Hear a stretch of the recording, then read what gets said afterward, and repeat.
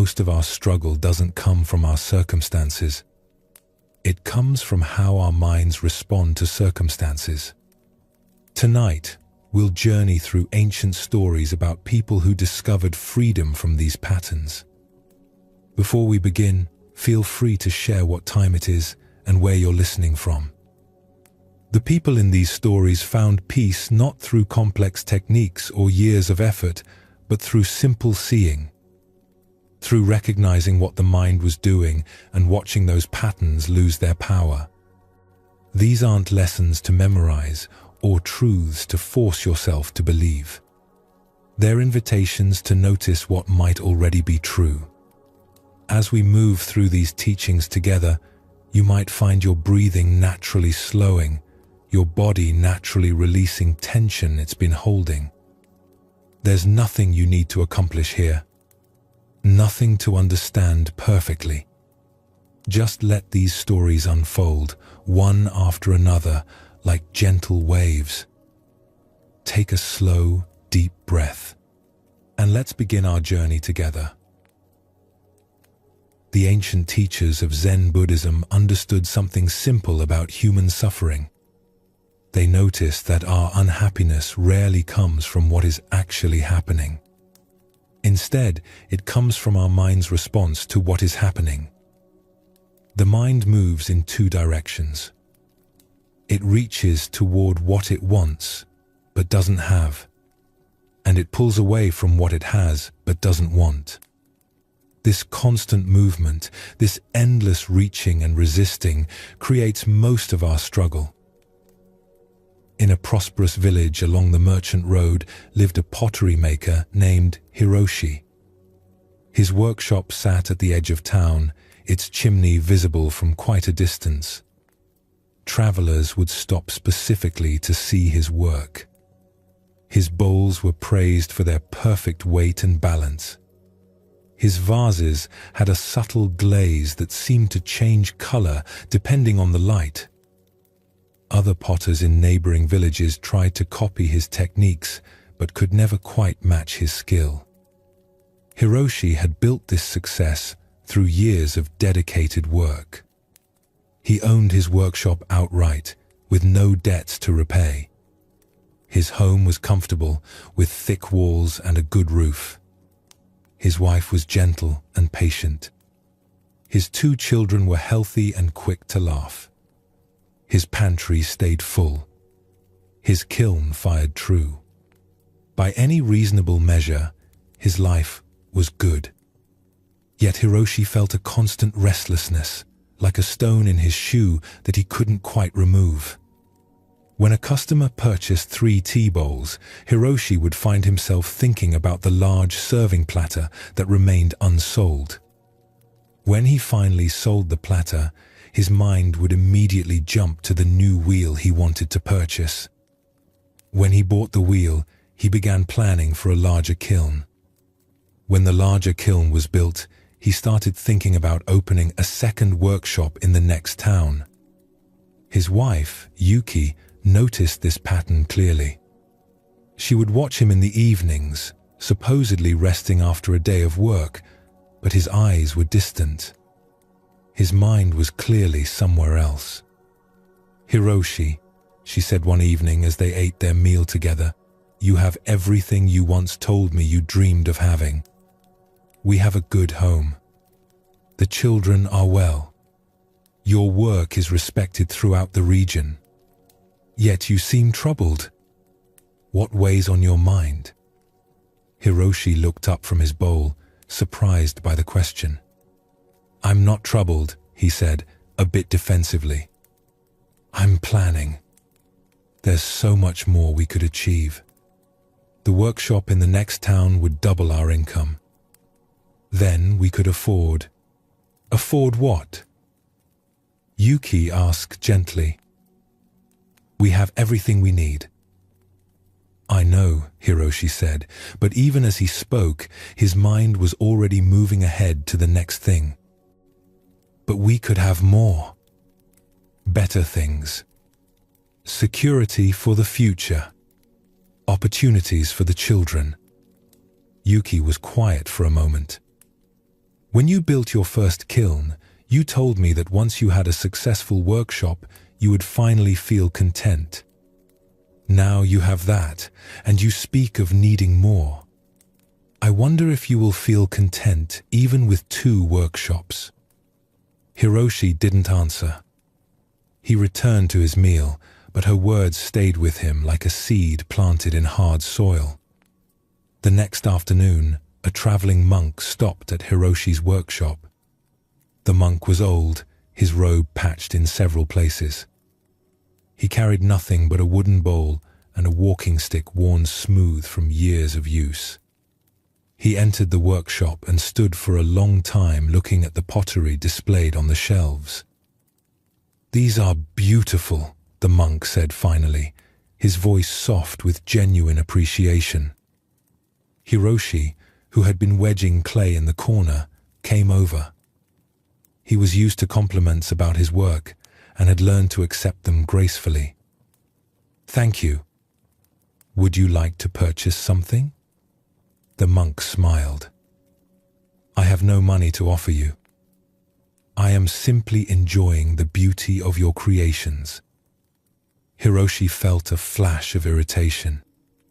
Time was valuable, and this old man was wasting it. What use is enjoying something if you can't own it? He asked, more harshly than he intended. The monk didn't seem offended. He picked up one of Hiroshi's finest bowls, a piece that had taken days to shape and glaze perfectly. He held it with great care, turning it slowly in his weathered hands. "When I hold this bowl," the monk said quietly, "I experience its weight. I feel how it fits perfectly between my palms. I see how the glaze moves from deep blue to pale green. I notice this small irregularity here, which makes it unique among all bowls ever made. These experiences are mine completely, even though the bowl belongs to you." He set the bowl down with great gentleness, as if saying goodbye to a friend. Then he walked toward the workshop entrance, pausing at the doorway. "The sunset this evening will be extraordinary," he said, looking at the western sky. "I own none of it. I cannot keep it in my house or carry it with me. Yet I will possess the entire experience. Every color, every moment of fading light. It will be mine in a way that ownership could never provide." The monk bowed slightly and continued on his way, leaving Hiroshi standing in his workshop surrounded by beautiful objects, feeling somehow hollow. That evening, instead of sketching plans for his second workshop as he usually did, Hiroshi found himself thinking about the monk's words. When the sun began to set, he walked outside and sat on the ground near his kiln. The sky was doing exactly what the monk had predicted. Deep orange spread across the horizon, bleeding into pink, then purple, then a dark blue that seemed to hold all the colors within it. Hiroshi watched the entire display. For those minutes, his mind wasn't reaching for anything else. He wasn't thinking about what he didn't have or what he wanted to build next. He wasn't planning or calculating or imagining future success. He was simply there, watching light change across the sky. And in that brief time, he felt something he hadn't experienced in years, maybe not since he was a child. A deep, quiet satisfaction that asked for nothing more than what was already present. When the last light faded, Hiroshi sat in the darkness for a while longer. He could hear his children's voices inside the house. He could smell the food Yuki was preparing. He could feel the warm earth beneath him, still holding the day's heat. All of it was his to experience fully. None of it required ownership. The next morning, Hiroshi woke to his familiar thoughts. His mind began its usual pattern of wanting, planning, reaching for the next achievement. Old habits don't disappear after one sunset. But something had shifted, just slightly. Occasionally throughout his day, he would pause and actually experience what he was doing. The feel of wet clay between his fingers, the heat of the kiln on his face, the weight of a finished bowl in his hands. These moments didn't last long. His reaching mind would quickly return, pulling him toward thoughts of future success and accumulation. But now he had tasted something different. He understood what the monk had been teaching. His restlessness wasn't caused by not having enough. It came from his mind's inability to be at peace with what was already here, already his to experience. This story illuminates what the Zen teachers called grasping. It's the mind's tendency to always reach beyond the present moment toward what it doesn't yet possess. Hiroshi had genuine abundance. His skills provided well for his family. His work brought satisfaction to many people. His life contained countless experiences of beauty and connection. Yet his mind's constant reaching toward what he didn't have prevented him from truly receiving what he did have. The Zen masters observed that grasping creates a peculiar kind of suffering. When our mind is always oriented toward the next thing, the present moment loses its clarity. We're here in body but not in awareness.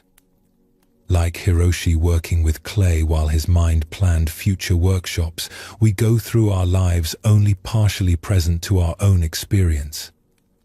The monk in this story demonstrated something different. He owned almost nothing, yet his ability to fully receive each experience gave him a kind of wealth that couldn't be purchased. When he held Hiroshi's bowl, he truly held it. His attention wasn't divided between the bowl and thoughts about other bowls he might hold tomorrow. He was completely there with the weight, the texture, the color. This complete presence transformed a simple moment into a rich experience. This teaching doesn't suggest we should never plan for the future or work toward goals. Hiroshi's ambition had created genuine value. His skills supported his family and brought beauty into the world. The problem wasn't his success or even his desire for more success. The problem was that his reaching mind prevented him from ever feeling satisfied, from ever being fully present to the life he was actually living. Many of us carry this same pattern. We think satisfaction will come when we achieve the next milestone, acquire the next possession, reach the next level of success. But if our mind's habit is to always reach beyond what's present, no achievement will ever feel like enough. The reaching continues regardless of what we accumulate. The moment Hiroshi watched the sunset, without reaching for anything beyond it, he touched something that had been available all along. A natural peace that doesn't depend on circumstances being different. A satisfaction that comes not from having more, but from being fully present to what's already here. This is one source of our unhappiness that Zen Buddhism addresses directly. The mind's habit of grasping, always wanting what isn't present, creates a constant undercurrent of dissatisfaction. We can be surrounded by abundance, yet feel empty if our attention is always focused on what we lack rather than what we have. The second pattern the ancient masters observed was resistance. This is the mind's tendency to push away what it finds unpleasant or disagreeable. In a mountain monastery lived a young monk named Daichi. He had arrived 6 months earlier, filled with idealism about spiritual life. He imagined peaceful meditation, wise teachings, and a supportive community of fellow seekers. The reality he found was quite different from his expectations.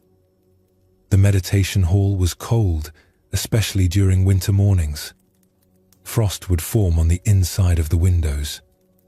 The wooden floor seemed to pull heat from his body during long sitting sessions. The morning bell rang well before dawn, jarring him from sleep when his body craved more rest.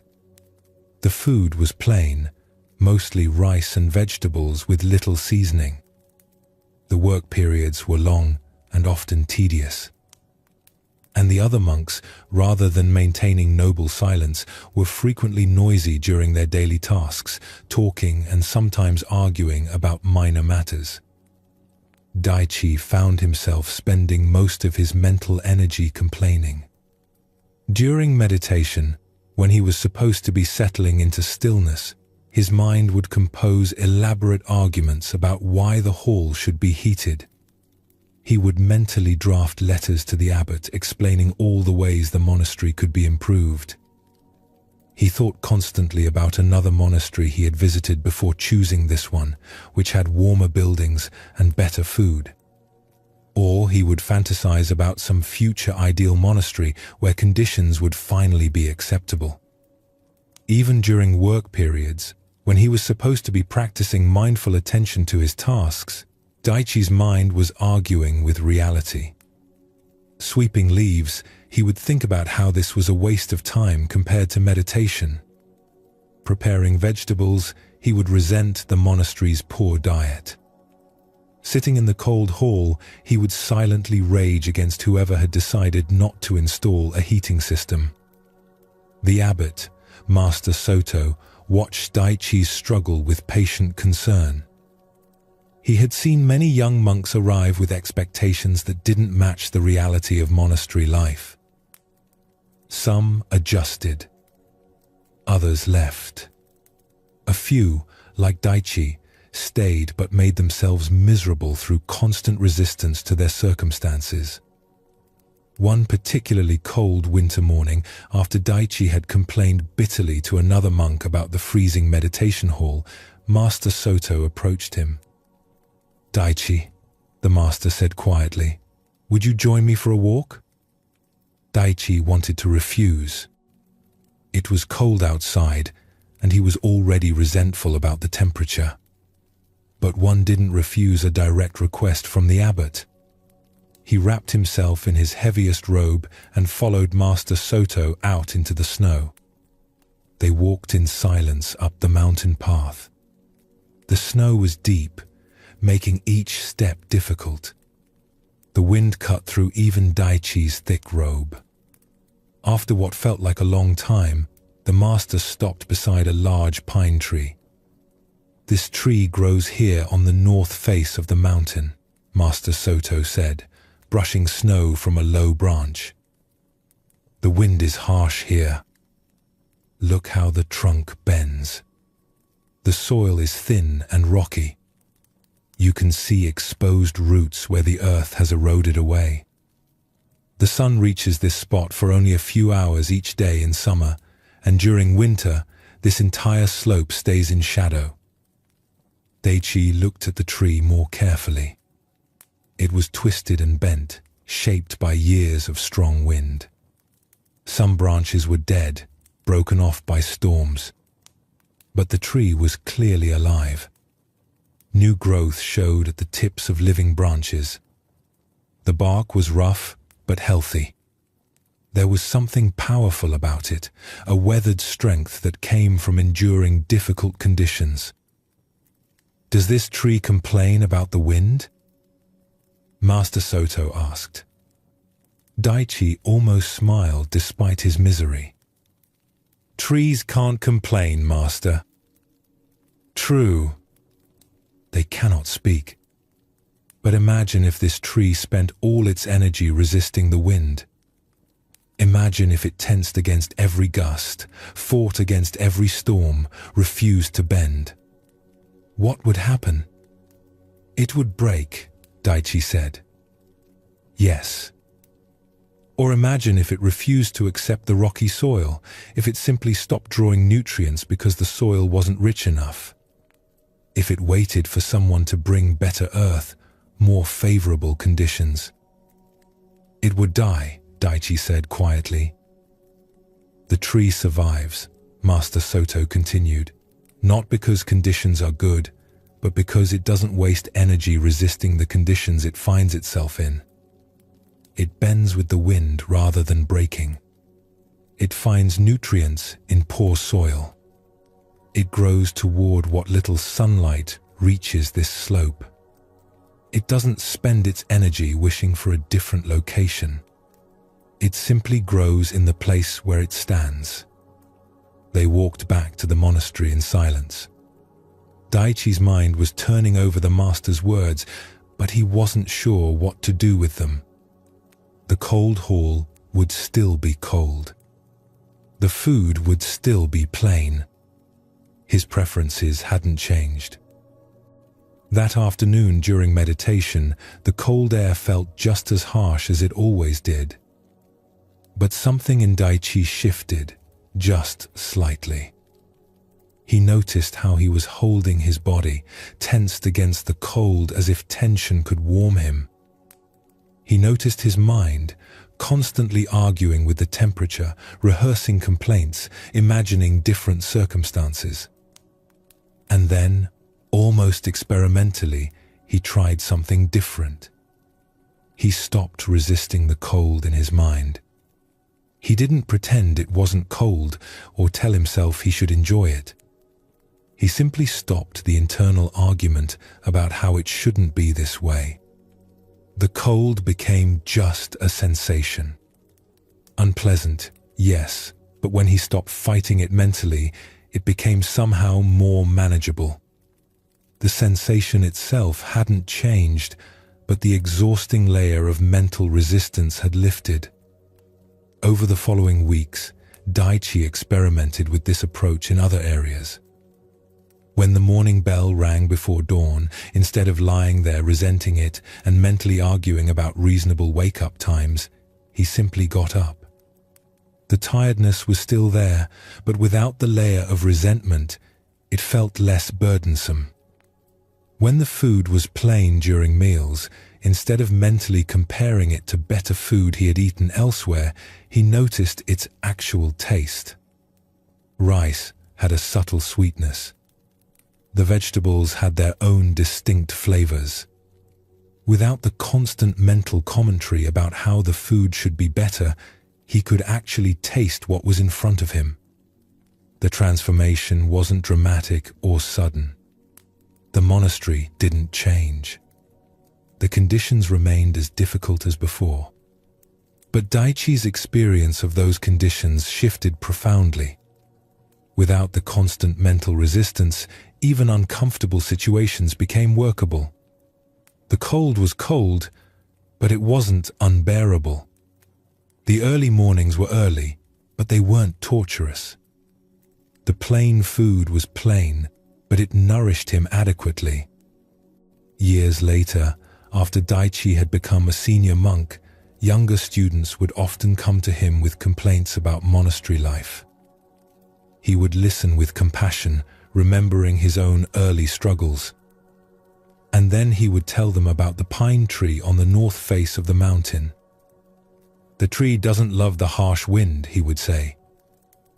It doesn't pretend the conditions are pleasant. But it doesn't waste its life energy fighting what it cannot change.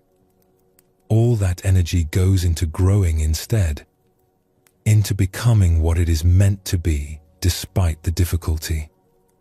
This teaching about resistance reveals something important that the Zen masters understood deeply.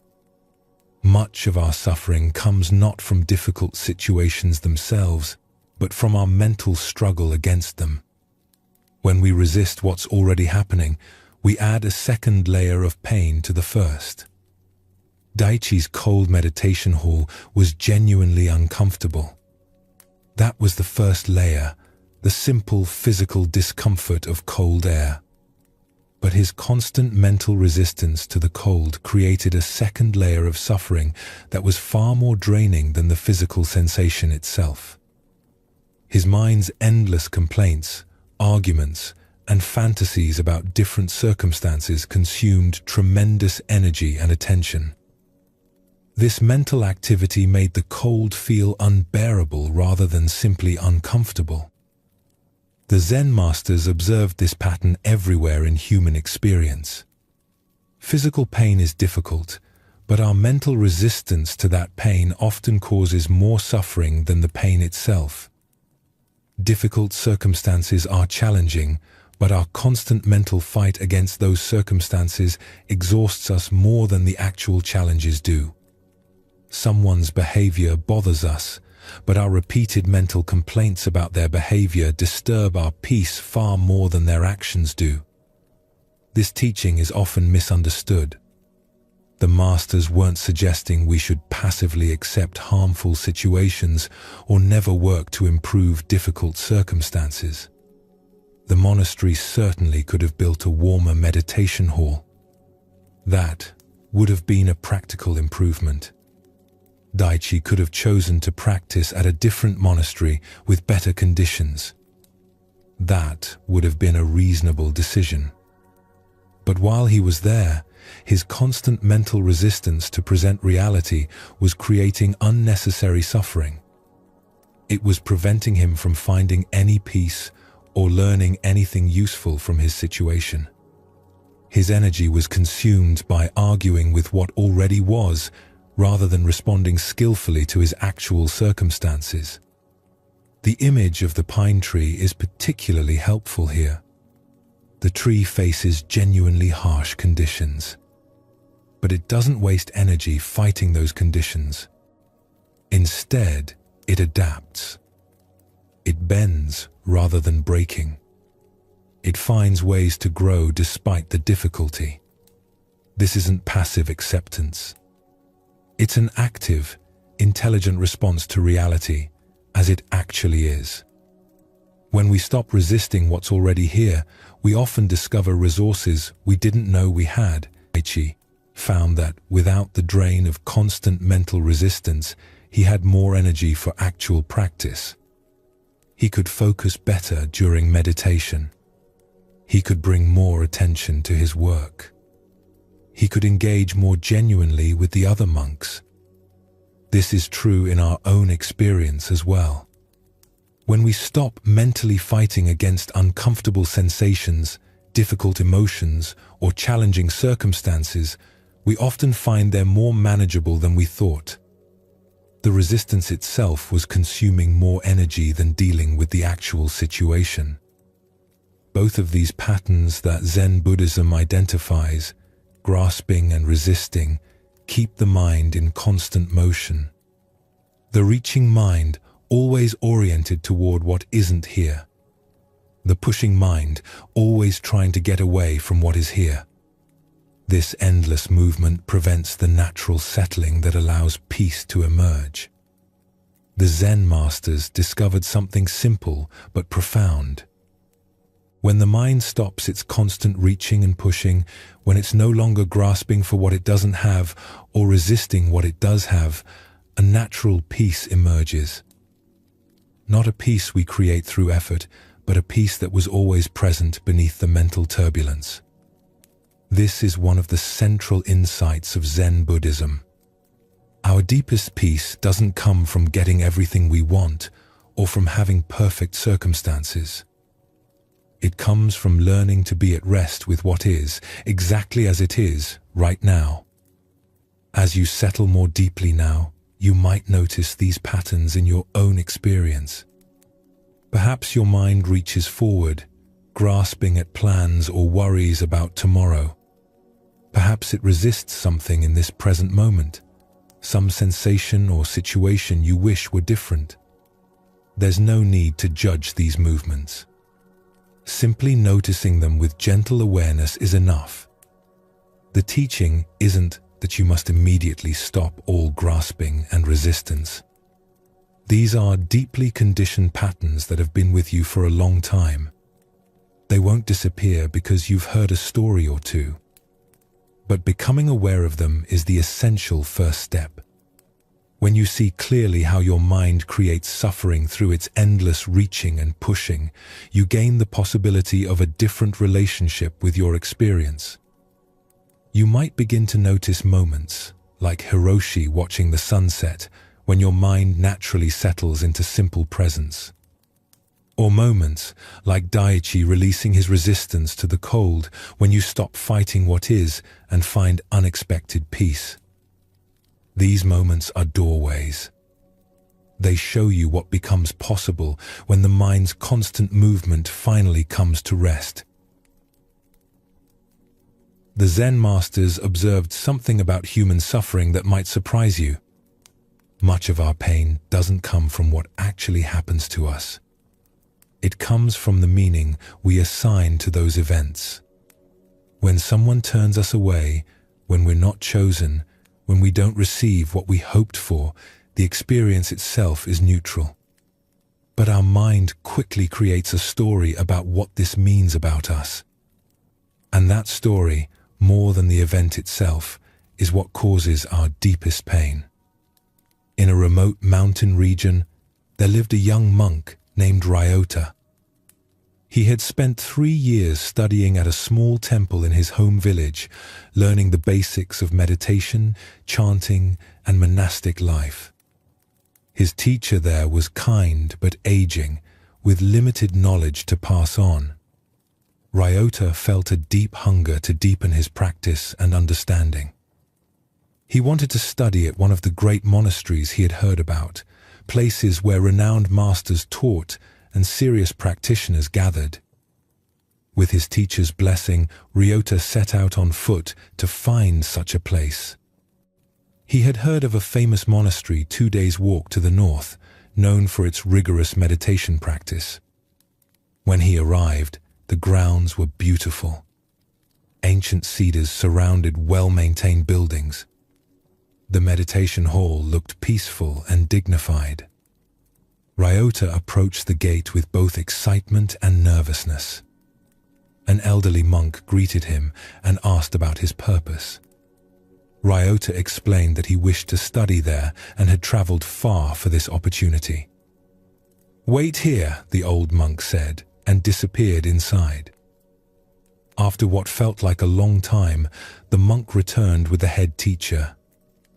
The teacher looked at Ryota with kind but appraising eyes. He asked several questions. Where had Ryota trained? What texts had he studied? What was his understanding of certain basic teachings? Ryota answered as best he could, but he could feel his explanations were simple, even crude compared to what this learned teacher probably expected. His 3 years of village temple training suddenly felt inadequate. After listening carefully, the teacher spoke gently. "Your sincerity is clear, but we practice a particular style of meditation here that requires specific preparation you haven't received. You would struggle to keep up with our routine. I think you would be better served finding a monastery more suited to your current level of training." Ryota felt his face grow hot. The teacher had been kind in his words, but Ryota heard only one thing: "You're not good enough for us." He thanked the teacher and left quickly, embarrassed and hurt. As he walked away from the monastery, Ryota's mind created an elaborate story. He wasn't truly cut out for serious practice. His village training had been inferior. He was probably too simple, too unsophisticated for the great monasteries. Perhaps he should just return home and give up on his aspirations. But Ryota had nowhere else to go, so he continued traveling. He had heard of another monastery to the east, though he knew less about it. The journey took 3 days. His feet hurt. His robes were dusty from the road. And now he carried the weight of his first rejection. This second monastery was smaller than the first, built around a natural hot spring. The buildings were simpler, but the grounds had a peaceful quality. A middle-aged monk with a weathered face greeted him at the gate. Again, Ryota explained his wish to study. Again, he was asked to wait while the monk consulted with the teachers. This time, Ryota felt less hopeful. He prepared himself for another rejection. When the monk returned, he brought unexpected news. "Our abbot will see you tomorrow morning. You may stay in the guest quarters tonight. There is rice and vegetables in the kitchen." The next morning, Ryota met with the abbot, a woman named Chosen, whose eyes seemed to see everything without judgment. She asked different questions than the first teacher had asked. She wanted to know why Ryota had left his home temple. What was he seeking? What made him willing to walk for days to find a new teacher? As Ryota answered, he realized she wasn't testing his knowledge. She was trying to understand his heart, his motivation, his capacity for sincere practice. After their conversation, Abbot Chosen smiled. "You may stay and train here if you wish. But I should tell you honestly what we offer.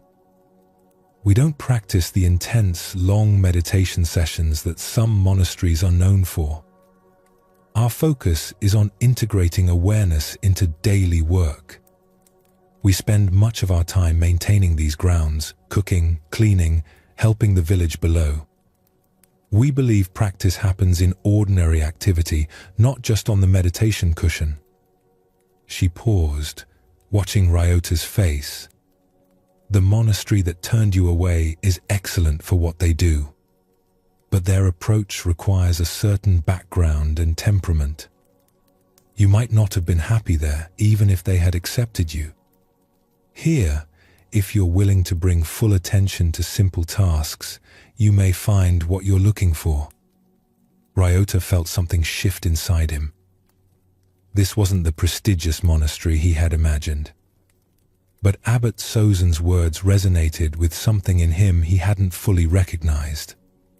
He had always found peace in simple work, in the feel of a broom moving across wooden floors, in the care of tending a garden. "I would be honored to stay," Ryota said.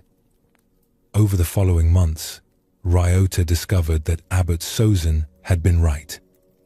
The practice at this monastery suited him perfectly.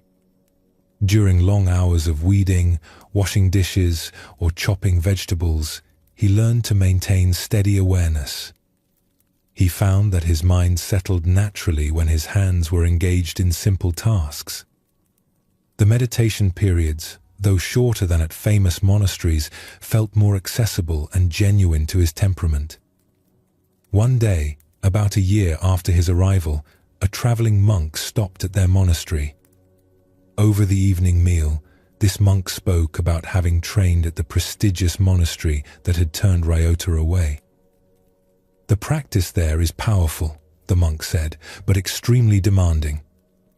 We sat for 10 hours a day with minimal sleep. The teaching was subtle and difficult to grasp.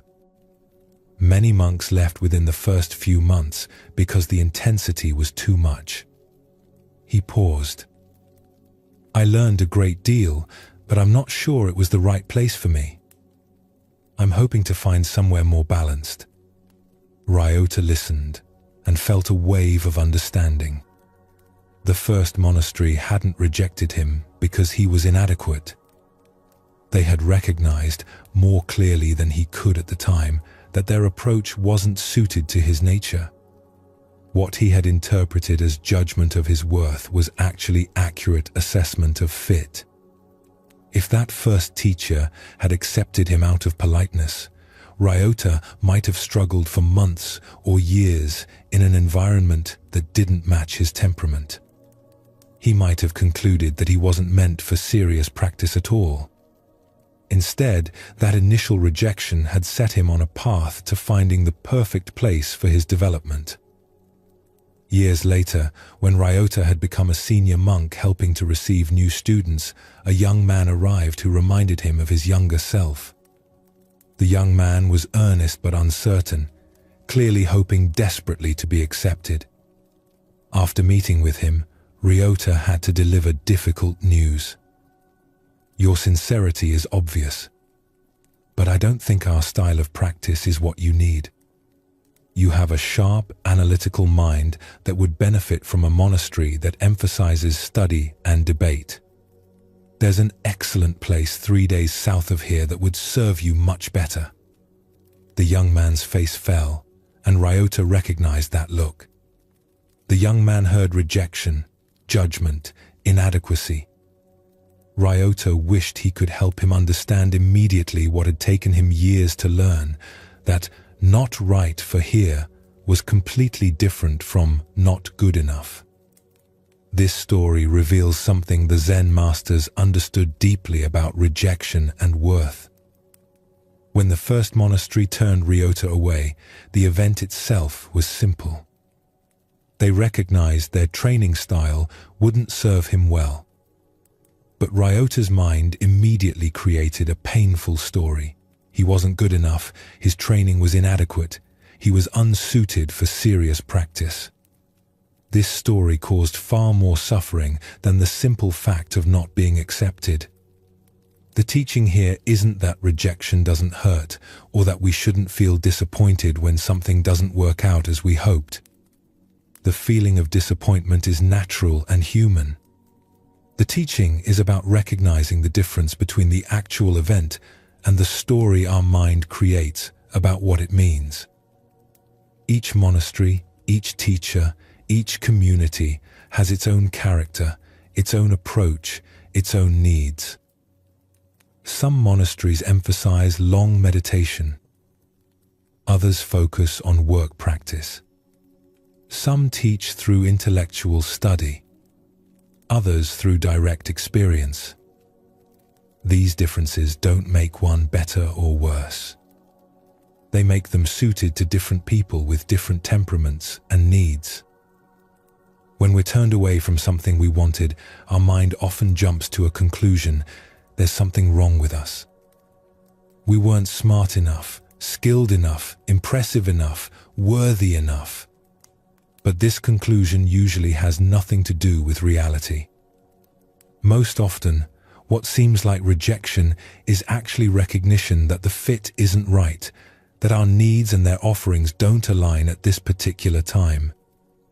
The first teacher who turned Ryota away was actually being kind, though Ryota couldn't see it then. If the teacher had accepted him out of politeness, knowing their approach wouldn't serve him well, that would have been the real cruelty. Instead, by being honest about the mismatch, the teacher freed Ryota to find the place where he could truly flourish. This understanding applies to many situations where we experience rejection. When someone doesn't choose to be in relationship with us, it's not usually because we're unworthy of love. It's because the particular combination of two people's histories, temperaments, needs, and circumstances doesn't create the right conditions. When we're not hired for a position we wanted, it's rarely because we lack value. More often, the specific needs of that organization at that moment aligned better with someone else's particular strengths. Recognizing this doesn't eliminate the disappointment of not getting what we hoped for, but it can prevent the additional layer of suffering that comes from making the rejection mean something about our fundamental worth. The disappointment is real and valid. The story that we're inadequate or unworthy is usually fiction. There's another dimension to this teaching that the Zen masters emphasized. Every person's preferences, every organization's needs come from a complex web of conditioning. The teachers at the first monastery preferred intense meditation because of their own training and understanding. The abbot at the second monastery valued work practice because of her background and insight. Neither preference was inherently superior. They were simply different expressions of practice shaped by different histories. When someone doesn't choose us, when we're not accepted somewhere we hope to be, we're not being judged against some universal standard of worth. We're simply not aligning with that particular person's or group's conditioned preferences in this particular moment. Their preferences say more about their history than about our value. In a different region, in the foothills where villages clustered along a wide river, there lived a young woman named Tama. From childhood, she had been drawn to the teachings of Zen Buddhism. She would listen raptly to traveling monks who occasionally passed through her village. She memorized the few teachings her family's small temple offered. At night, she would lie awake thinking about the nature of mind and awareness. She knew with certainty that she wanted to dedicate her life to practice and understanding. When Tama reached 18, she heard stories about a great master named Hakuin who lived 3 weeks' journey away. Master Hakuin was renowned throughout the region for his wisdom and his ability to guide students to profound realization. Monks would travel for months just to receive his teaching. He had written texts that were studied everywhere. People spoke of him with reverence, describing how his sharp questions could cut through years of confusion in a single exchange. This was exactly the teacher Tama wanted. Her parents were reluctant to let her go. "You're young," her father said. "How do you know this is truly your path?" "I've known since I was a child," Tama replied. "Every other possibility feels empty compared to this." Her mother worried about the journey. 3 weeks on foot for a young woman alone. "It's dangerous." "I'll be careful," Tama promised. "But I can't stay here knowing there's a teacher who could help me understand what I'm seeking." Finally, with their blessing, she set out. The walk took longer than expected. The mountain passes were steep and treacherous. She had to stop several times in villages to work for food and a place to sleep. She washed dishes at an inn. She helped harvest vegetables at a farm.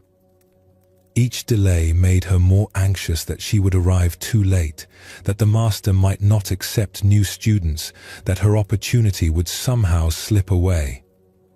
But finally, after nearly a month of travel, she arrived at the famous monastery. The grounds were more impressive than she had imagined. Hundreds of monks practiced there. The main gate was carved from massive timber. The meditation hall could hold more than 100 people. The library building had multiple stories. This was a serious place of practice, and Tama felt both intimidated and excited. This was where real understanding happened. This was where she would finally learn what she had been seeking all her life. She requested an audience with Master Hakuin, expecting to wait days or even weeks. To her surprise, she was granted a meeting the next morning. She barely slept that night in the guest quarters, rehearsing what she would say, how she would demonstrate her sincerity and dedication. She went over every teaching she had memorized, every insight she had gained from her limited study. Master Hakuin was elderly, but his presence filled the room. His eyes were sharp and clear. He gestured for Tama to sit and asked her directly why she had come. Tama poured out her story, her lifelong devotion to practice, her study of what little teaching was available in her village, her willingness to travel far from home, to leave her family, to dedicate herself completely to understanding. She tried to demonstrate her knowledge by speaking about the teachings she had memorized, quoting from texts, explaining her understanding of basic concepts. She wanted him to see how serious she was, how ready to dedicate herself completely to training under his guidance. The words tumbled out quickly, her nervousness making her speak faster than she intended. Master Hakuin listened without interruption. His face revealed nothing. When Tama finally finished, her throat dry from speaking, he sat in silence for what felt like a very long time. Then he spoke, his voice gentle but firm. "Your dedication is clear. Your sincerity is obvious.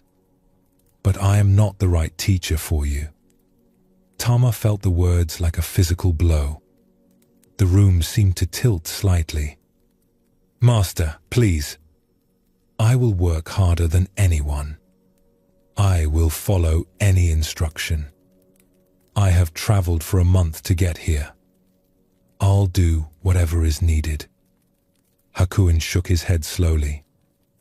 "The distance you traveled and your willingness to work hard are not the question. I can see you have a subtle mind and a gentle spirit. You think carefully about things. You approach understanding gradually, building one insight upon another." He paused. "My teaching style is harsh and confrontational. I use koans that can seem like riddles, and I challenge students aggressively to break through their conceptual understanding. When students come to me with their careful explanations, I often tear those explanations apart to force them beyond conceptual thinking. This approach serves some students well. But for someone with your temperament, it would likely cause more confusion than clarity. You would spend your energy trying to defend your understanding rather than deepening it." "But you're the greatest master," Tama protested, tears starting in her eyes. "How can I learn properly from anyone else? Everyone speaks of your wisdom." "Greatest?" Hakuin raised an eyebrow. "I am effective for certain kinds of students. But there are many paths in Zen, many teaching styles. What makes me effective for some would make me harmful for others." He paused, his expression softening. "There is a teacher named Ryota who lives in a small hermitage 2 days south of here. She teaches in a completely different way than I do. Her approach is gradual, gentle, focused on subtle awareness rather than dramatic breakthrough. She asks questions that help students discover insights for themselves rather than forcing breakthroughs. I think she would serve you much better than I ever could." "I've never heard of her," Tama said quietly, feeling foolish. "Not everyone needs to be famous to be wise," Hakuin replied. "Ryota was one of my fellow students when we were young. She understood the teachings as deeply as anyone I've known. She simply chose a different path for sharing them." Tama left the monastery feeling devastated. She had built her entire vision of her practice around studying with Master Hakuin. To be turned away and directed to some teacher she had never even heard of felt like complete failure. She sat by the road outside the monastery gates for a long time, crying. She thought about returning home. Perhaps she had been foolish to think she could become a serious practitioner. Perhaps the journey had been a waste. Her parents had been right to worry. But she had nowhere else to go, and she had come too far to simply give up without even trying this other teacher. With heavy steps, she traveled south to find teacher Ryota that Hakuin had mentioned. The hermitage, when she found it after 2 days of walking, was humble. Just a small building surrounded by vegetable gardens and a meditation hut built into the hillside. No impressive gates, no large halls, no library building. Only 3 other students lived there, all women around her age. Teacher Ryota was a woman in her 50s, with a quiet, unhurried way of speaking. She wore a simple robe and had her hair tied back. Tama explained that Master Hakuin had sent her, trying to keep the disappointment out of her voice and failing. Ryota smiled knowingly. "Hakuin and I trained together when we were young," she said. "We learned the same teachings but discovered completely different ways of sharing them. He breaks down walls with force. I help students find doorways they didn't know existed. Neither way is superior. They serve different people." She studied Tama's face. "You're disappointed to be here instead of at his monastery." "I'm sorry," Tama said, embarrassed. "I don't mean to be ungrateful." "Don't apologize for your honest feelings," Ryonen said. "You imagined your life would unfold one way, and now it seems to be unfolding differently. That disappointment is natural." Ryonen invited Tama to stay for a few weeks to see if the practice there suited her. Those weeks stretched into months, then years. Tama discovered that Ryonen's teaching style matched her nature perfectly. Instead of wrestling with paradoxical koans, they explored subtle aspects of awareness through careful observation. Ryonen would ask things like, "When you're washing dishes, where is your awareness?" Or, "What happens in the moment between hearing a sound and recognizing what made it?" These simple questions opened doors Tama hadn't known existed. Instead of intense confrontation that broke down her understanding, they practiced gentle inquiry that gradually revealed deeper layers. Ryonen taught through questions rather than answers. She would ask Tama to notice specific things during meditation or daily work, then ask what Tama had discovered. Each question opened new dimensions of awareness that Tama hadn't imagined existed. The practice felt natural, almost effortless, like water finding its own course rather than being forced through a channel. 5 years after her arrival, a young monk came to the hermitage seeking refuge. His name was Kenshin, and he looked exhausted and defeated. He had been studying with Master Hakuin, but found the practice there overwhelming and confusing. He felt like a failure for not being able to handle Hakuin's rigorous approach. Every time I thought I understood something, he would challenge me so aggressively that I would doubt everything, Kenshin explained. I felt like I was constantly defending myself rather than learning. I started to think, maybe I'm just not intelligent enough for serious practice. Tama listened to his story with deep understanding. She told him about her own journey, how she had initially seen being sent away from Hakuin as rejection and failure. Only later did she understand it as the greatest gift. Hakuin had recognized more clearly than she could at the time what kind of teaching would serve her best. Master Hakuin is a great teacher, Tama said to the troubled young monk. But great doesn't mean right for everyone. He recognized that his teaching style and my temperament weren't a good match. He cared enough to direct me somewhere I could truly learn, rather than accepting me out of politeness and watching me struggle. That's wisdom, not rejection.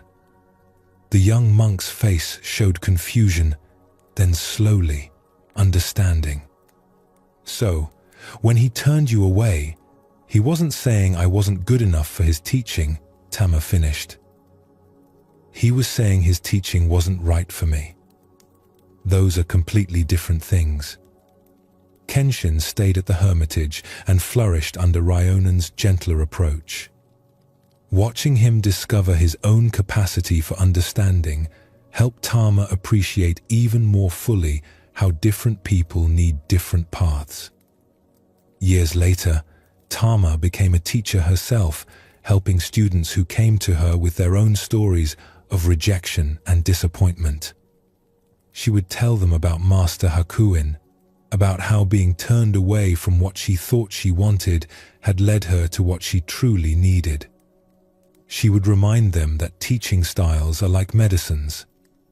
The most powerful medicine in the world is useless or even harmful if it's not the right medicine for your particular condition. This story illuminates another dimension of how we misunderstand rejection. Tama had created an entire fantasy about studying with the famous Master Hakuin. When that fantasy collapsed, she experienced it as personal failure. But Hakuin wasn't rejecting her worth or capability. He was recognizing with wisdom she didn't yet have, that his teaching approach wouldn't serve her particular mind and temperament well. The Zen masters understood something we often forget. There is no single right path, no universal best teacher, no one approach that serves everyone equally. What helps one person might confuse another. What awakens insight in one mind might create obstacles in a different mind. This isn't because one person is better or worse. It's because each person arrives with their own unique conditioning, temperament, and needs. When Hakuin directed Tama to Ryonen, he was offering wisdom and kindness, not rejection, though Tama couldn't recognize it at the time. We often make Tama's mistake. We decide that one particular path, person, or opportunity is exactly what we need. We invest our hopes in this specific outcome. Then, when it doesn't happen, when we're not chosen or welcomed in the way we imagined, we experience it as judgment of our worth. But what if the rejection is actually accurate recognition that this particular fit isn't right? The story also reveals how much suffering comes from our fantasies about how things should be. Tama had created an elaborate vision of her future with Master Hakuin. When reality didn't match her fantasy, she experienced it as failure. Only later could she see that reality had offered something better, something her limited imagination couldn't have predicted. Both Ryota and Tama eventually found exactly what they needed, but not in the form they expected. The rejection they experienced, which felt so personal and devastating at the time, was actually part of finding their right place. Not because rejection is magically good, but simply because their initial desires were based on limited understanding of what would truly serve their development. When we face rejection in our own lives, we might remember these stories. The person who doesn't choose us, the opportunity that doesn't work out, the door that closes in our face. These might feel like judgments of our worth. But more often, they're simply indications that the fit wasn't right, that circumstances don't align at this particular moment. As you rest more deeply now, you might notice where you carry stories about rejection, about not being chosen, about doors that closed. The events were simply moments when particular circumstances didn't align. The meaning that you weren't good enough, that something is wrong with you, that you're unworthy, that's the story that creates the lasting pain. Your worth isn't determined by who accepts or rejects you. Each person's preferences are shaped by their unique conditioning. Their choices reflect their circumstances, not your inherent value. The Zen masters observed something about human nature that becomes especially clear when we live closely with others. Each of us carries a set of preferences, habits, and ways of doing things that we rarely question. We think of them simply as the way things are done, or the sensible way, or the proper way. But these preferences aren't truth. They're conditioning. They're patterns we absorbed from our families, our teachers, our cultures, our past experiences. Living closely with another person holds up a mirror. When someone does things differently than we do, we feel friction. That friction isn't telling us they're wrong. It's revealing where we're rigidly attached to our own conditioning, where we've mistaken our particular way for the only reasonable way. At a small mountain temple lived two monks who were assigned to share a meditation hut. The temple was poor, with limited space, so monks often shared quarters. The head teacher thought these two would be well suited to live together. Both were sincere practitioners in their late 20s. Both had been at the temple for about 2 years. Both seemed steady and reasonable. The first monk was named Jirro. He had grown up in a merchant family where order was essential. His father kept meticulous records. His mother maintained their home with careful precision. Everything had its place. Jirro had brought this natural inclination toward order into his monastic practice. He found that when his living space was neat and organized, his mind settled more easily into meditation. When things were tidy, he could focus. When things were chaotic, his practice felt scattered. The second monk was named Kenzo. He had grown up in an artist's household where creativity flowed freely. His father was a calligrapher who worked in bursts of inspiration, sometimes practicing for hours, sometimes doing nothing for days. His mother was a weaver who kept her materials spread out where she could see them and be inspired. Kenzo had absorbed this looser way of being. He found that when he tried to maintain rigid order, he felt constricted and his practice became tense. When he could move more freely, leaving things where they naturally landed, his mind felt more spacious. For the first few weeks, both monks tried to be considerate. Jirro would come back to the hut to find Kenzo's meditation cushion slightly askew, his robe draped over a chair rather than hung properly, a teacup sitting on the windowsill instead of returned to the shelf. Each time, Jirro would feel a small irritation rise. He would quietly put things back in order. Surely Kenzo would notice and adjust his habits. Kenzo would arrive at the hut to find that Jirro had rearranged his things again. The book he'd been reading, which he'd left open on the table to mark his place, was now closed with a bookmark and returned to the shelf. His writing materials, which he'd spread out to work on later, were neatly stacked. Each time, Kenzo would feel a tightness in his chest. Why couldn't Jirro just leave things alone? He would take his materials back out. Surely Jirro would understand he was using them. Neither monk spoke about this friction directly. Both thought they were being reasonable and the other was being inconsiderate. Jirro thought to himself, it's just basic courtesy to keep shared space tidy. Why can't he see that? Kenzo thought to himself, it's unnecessary rigidity to constantly rearrange things that are being used. Why can't he relax? One morning, they both reached for the water bucket at the same time to wash. Jirro had a particular way of doing morning ablutions. He would fill the basin precisely halfway, wash his face with exactly 3 handfuls of water, then use the remaining water for his hands and feet. This was how he had been taught at his first temple, and it felt right to him.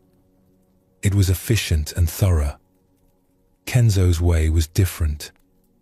He would pour water freely, using what felt right in each moment. Sometimes more, sometimes less, depending on how he felt that morning. This was how he had learned, and it felt natural to him. "You use too much water," Jirro said, the words coming out more sharply than he intended. "You're too rigid about it," Kenzo replied, also more harshly than he meant. They stood there, both surprised by the sudden friction that had broken into the open. Neither spoke further, but the tension between them grew thicker. Over the following weeks, the small irritations multiplied. Jirro would wake early and move quietly, thinking this was considerate. But his quiet movements would wake Kenzo, who was a light sleeper. Kenzo would then stay up later at night, reading by candlelight, thinking he was being respectful by letting Jirro sleep first. But the flickering light would keep Jirro from falling deeply asleep. During meals, Jirro would finish eating and immediately clean his bowl, believing this was proper discipline. Kenzo would sit with his empty bowl for a while, reflecting on the meal, thinking this was proper mindfulness. Each thought the other's way showed a lack of understanding about practice. The head teacher, Master Suan, noticed the tension between them. He saw how they avoided each other during work periods. He heard the subtle sharpness in their voices when they did speak. One evening, he called them both to his quarters. "I understand you're having difficulties living together," Master Suan said. Both monks looked down, embarrassed. Jirro spoke first. "Master, I try to maintain proper order, but Kenzo is careless with shared space." "I'm not careless," Kenzo said, his voice tight. "Jirro is unnecessarily rigid. He can't let anything be." Master Suan nodded slowly. "Jirro, tell me about your morning washing. How do you do it?" Jirro explained his method, the precise amounts, the careful order. "This is how I was taught," he finished. "It's the correct way." "And Kenzo, how do you wash?" Kenzo described his more intuitive approach. "This is what feels natural," he said. "It's the right way to stay present." "I see," Master Suan said. "So you each believe you know the correct way." He let that sit in the silence for a moment. "Tell me, Jirro, before you came to your first temple, had you ever washed your face?" "Of course, Master." "And did you die from washing incorrectly?" Jirro felt his face grow warm. "No, Master." "Kenzo, at your first temple, did they teach any method for washing?" "Yes, Master. They taught me to use water freely, to trust my body's knowing." "So that became the right way?" Kenzo paused. "I suppose they taught me their way, and I thought it was just how it's done." "Both of you learned a way that worked well in your first environments," Master Suan said. "Jirro, your temple was in a mountain area where water was scarce.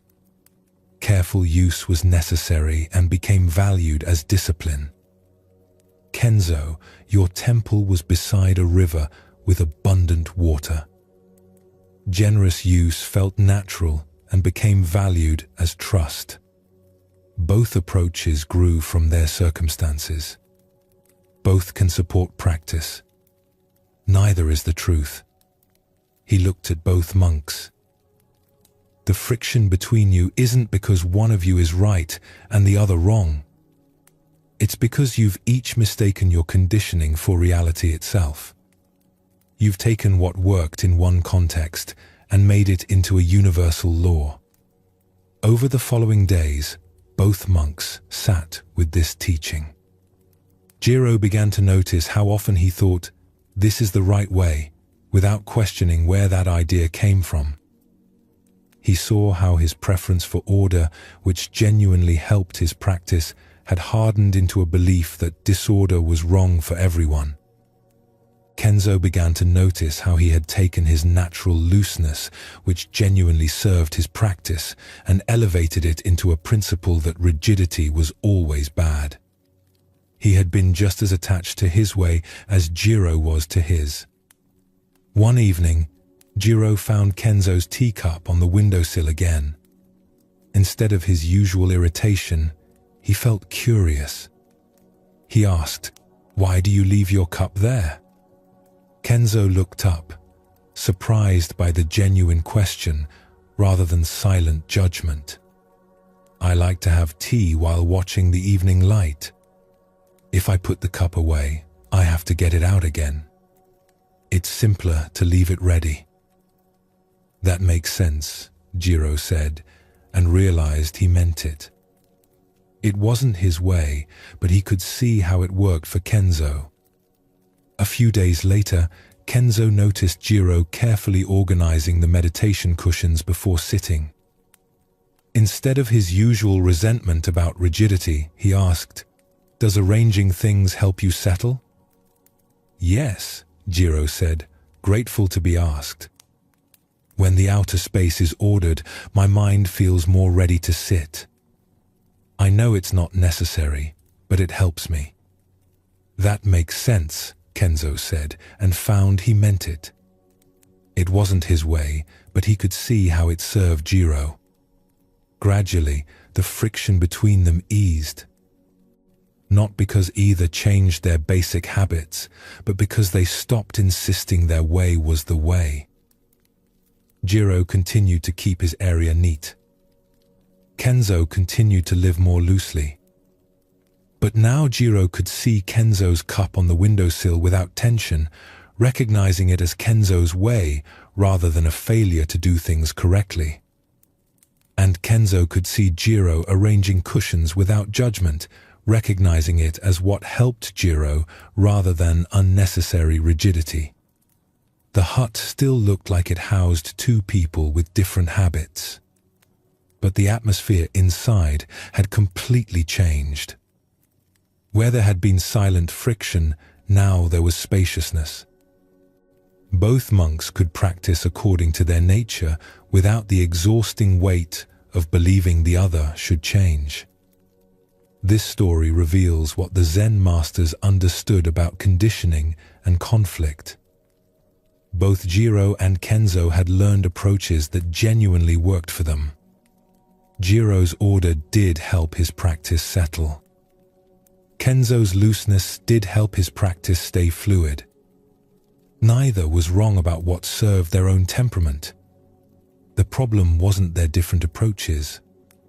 The problem was the unconscious belief that what worked for each of them was universally correct. Jirro had absorbed from his merchant family and his first temple that order equals discipline equals proper practice. He never questioned this. It simply felt like obvious truth. Kenzo had absorbed from his artist family and his first temple that looseness equals trust equals proper practice. He never questioned this either. Living closely together forced both monks to confront their assumptions. When we live alone, or only with people who share our conditioning, we rarely see that our preferences are just preferences. They seem like simple common sense. But when someone we respect does things completely differently, we face a choice. We can insist they're wrong and we're right. Or we can begin to question whether our way is absolute truth. Master Soen's teaching pointed to something subtle. He didn't say all ways are equally effective. Water conservation made genuine sense in a mountain temple with limited water. Generous use made genuine sense beside an abundant river. Context matters. What serves practice in one situation might not serve it in another. But both monks had taken their contextual learning and hardened it into rigid principle. This is what our minds do. We learn something that works, and without noticing, we begin to think it's the only thing that works. We mistake our particular conditioning for universal law. The peace that emerged between Jirro and Kenzo didn't come from one of them being proven right. It came from both of them recognizing their preferences as preferences rather than truth. Jirro could continue to value order without needing Kenzo to value it. Kenzo could continue to value looseness without needing Jirro to value it. The attachment to their way being the way had dissolved. This is the freedom the Zen masters pointed toward. Not freedom from having preferences or habits, but freedom from being enslaved by the belief that our preferences are objective reality. We can use what works for us without needing to make it into a universal principle that everyone else must follow. In a different monastery, in a valley known for its hot springs, a young monk named Takeo came to study with Master Etsuko. Takeo had trained for 3 years at a large, prestigious monastery where discipline was rigorous and routines were strict. He had learned to wake before dawn, to sit in meditation for long periods without moving, to eat his meals in formal silence, to work with intense focus. This training had been valuable. It had taught him dedication and concentration. When Takeo arrived at Master Etsuko's small temple, he expected to continue this rigorous approach. After all, he thought, serious practice required serious discipline. His first teacher had made this clear. The great masters of the past had practiced this way. It was obviously the correct path. But Master Etsuko's temple was different. She woke with the sun rather than before it. Her meditation periods were shorter but more frequent throughout the day. She would sometimes stop in the middle of a task to sit for a few minutes, then return to work. Meals were simple but not formal. She would often hum quietly while working. Her whole approach felt casual to Takeo, almost careless. At first, Takeo tried to maintain his rigorous schedule within this looser environment. He would wake in the dark while Master Etsuko still slept. He would sit in the meditation hall alone, holding his posture perfectly still even as his legs ached.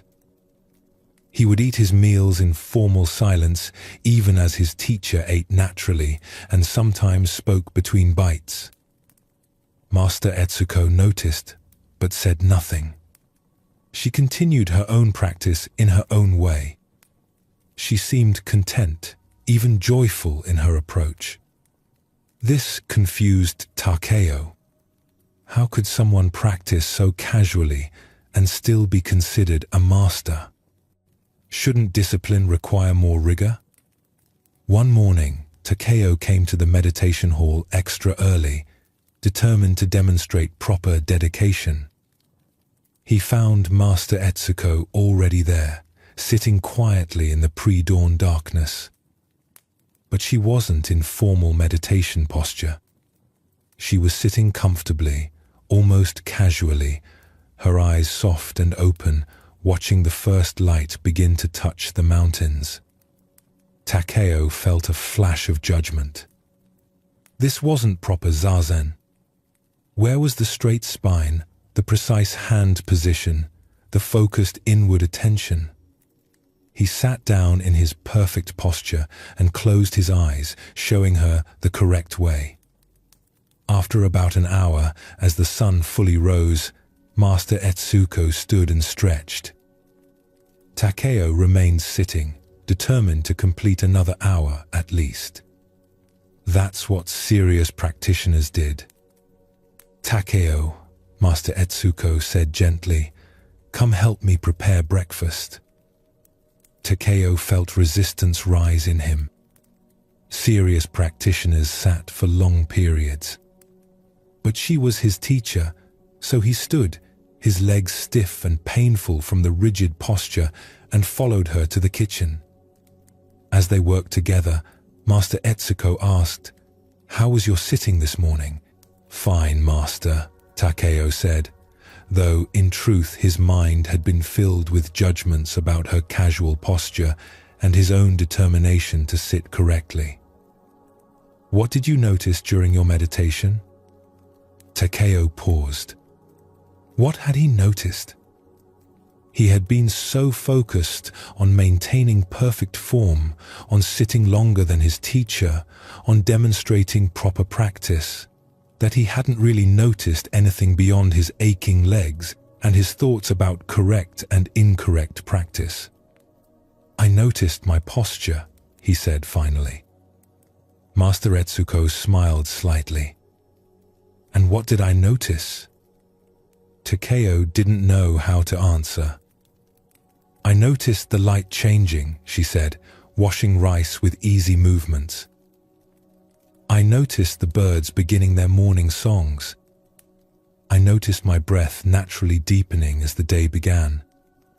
I noticed the temperature shift as the sun touched the valley. I noticed my body naturally wanting to stretch and move. She looked at him kindly. We were both sitting in that hall. But I wonder if we were doing the same practice. Over the following weeks, Master Etsuko gave Takeo various tasks. She would ask him to weed the garden, but when he attacked the work with intense focus, working until he was exhausted, she would stop him. Takeo, are you working or fighting? She would ask him to help prepare meals, but when he cooked with rigid attention to every detail, measuring everything precisely, she would ask, are you cooking with love or with rules? She would sit with him in the meditation hall, but when he held himself painfully still, she would gently ask, are you sitting with awareness or with force? Takeo found these questions frustrating. He was doing everything correctly, the way he had been taught. Why did she keep questioning his approach? He began to feel resentful. Had he come all this way to study with a teacher who didn't even understand proper discipline? One evening, after Takeo had spent the entire day working with fierce intensity in the garden, he came inside exhausted and irritable. Master Etsuko was sitting quietly, mending a robe, humming softly. Master, Takeo said, unable to contain his frustration any longer, I don't understand your teaching. At my first monastery, we learned that serious practice requires discipline, rigor, intensity. We pushed ourselves beyond comfort. We followed strict schedules. That's how the great masters practiced. But you seem so casual. How can this lead to genuine understanding? Master Etsuko set down her mending and looked at him with great kindness. Tell me about your first teacher. Takeo described Master Hakuin, a stern man who had trained at the most demanding monasteries. He had survived enormous hardship and believed this hardship was essential to break through. And did your practice under his guidance serve you? Yes, Takeo said. I learned concentration and dedication. Then he was a good teacher for you at that time, Master Etsuko said. Tell me, what was Master Hakuin's temperament? Takeo thought. He was very strong, willed, determined. He had a forceful nature. And you? I suppose I'm similar. I've always pushed myself hard. Yes, Master Etsuko said. And that approach worked well for your nature at that stage. The intensity matched your inner intensity. The discipline channeled your natural determination. She paused. But tell me, Takeo, in these weeks here, has forcing yourself into rigid practice brought you peace, or has it brought you tension? Takeo had to admit that he felt more tense, more judgmental, more rigid than he had felt in a long time. My temperament is different from Master Hakuin's, Etsuko continued. I'm naturally gentle. Forcing myself into harsh discipline doesn't deepen my practice, it creates war inside me. So I learn to practice in a way that suits my nature. Awareness can be gentle. Discipline doesn't always mean force. She picked up her mending again. You came here thinking there was one correct way to practice, the way you learned. But there are many authentic paths. What serves a naturally forceful person might harm a naturally gentle person. What helps someone who needs to build concentration might hinder someone who needs to soften their rigidity. But Master, Takeo protested, shouldn't we push beyond our comfort? Isn't that how we grow? There's a difference between challenging yourself and attacking yourself, Etsuko said. Your practice here has been violent. You're not challenging yourself to grow, you're forcing yourself to match an idea of what practice should look like. That idea came from your conditioning, from your first teacher's conditioning, from a whole lineage of people with similar temperaments. It's not wrong, but it's also not the only way. She looked at him directly. I didn't ask you to abandon discipline. I asked you to find what discipline means for you now, in this body, with this mind, at this stage of practice. Your way of sitting with rigid intensity might have been perfect for you 2 years ago. But is it perfect for you now? Or are you just repeating a pattern because you've decided it's the correct pattern? That night, Takeo couldn't sleep. He lay in his small room, feeling everything Master Etsuko had said turning over in his mind. He had been so sure he knew the right way to practice. He had been so certain that his teacher's casual approach was inferior. But was that true? Or had he just been clinging to his conditioning, defending his way as the way? The next morning, instead of forcing himself awake before dawn, Takeo let himself wake naturally with the light. Instead of sitting in rigid posture, he tried sitting as Master Etsuko did, with gentle attention rather than force. Instead of working in the garden with fierce intensity, he worked with steady presence, stopping when his body needed rest. Everything felt strange, almost wrong. His mind kept insisting this wasn't real practice. But he noticed something. Without the constant force he usually applied to himself, he could actually feel his experience more clearly. He could notice what his body needed. He could sense when his mind was truly concentrated and when it was just tense. Over the following months, Takeo began to understand what Master Etsuko had been teaching. His first monastery's approach wasn't wrong. It had served him well at that stage. But he had taken that particular approach and made it into an absolute rule. He had thought, this is how I learned to practice, meant this is how everyone must practice, and even this is how I must always practice. Living closely with Master Etsuko had forced him to confront his rigidity. Her different approach had irritated him precisely because it challenged his certainty. But that irritation was a gift. It showed him where he was clinging, where he had mistaken his particular conditioning for universal truth. A year later, a new student arrived, young and full of enthusiasm. Takeo watched as this student tried to practice exactly as Master Etsuko did, imitating her gentle style, even though the student's natural temperament was more like Takeo's had been, forceful and intense. Takeo smiled, recognizing what was happening. The new student was making the same mistake, just in reverse. Thinking Master Etsuko's way was the right way simply because she was the teacher here. Master, Takeo asked one evening, should I say something to the new student? What would you say? That he's trying to practice in a way that doesn't match his nature. That he's imitating your gentleness instead of finding his own path. Master Etsuko laughed quietly. You've learned the teaching? Yes, speak with him. Help him see that my way is my way, not the way. Just as your old way was your way then, not the way for all time. This second story deepens the teaching about conditioning and its hold on us.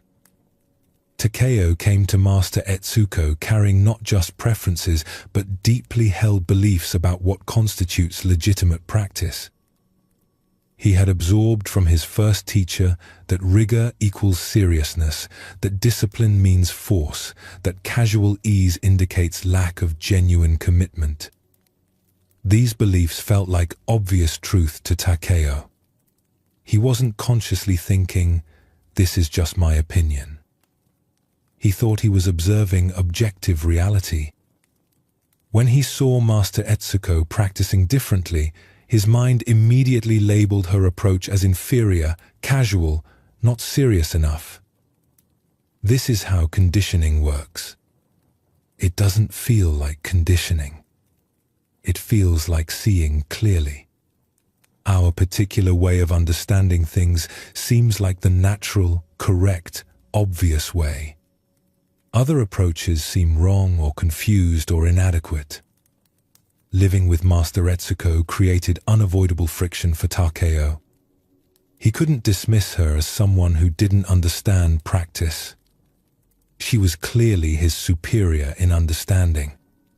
But her whole approach contradicted everything he thought he knew. This created a crisis that ultimately opened him to questioning his assumptions. The teaching here isn't that all approaches are equally effective. Master Etsuko explicitly said that Takeo's intense approach had served him well at an earlier stage with his first teacher. Different temperaments often need different approaches.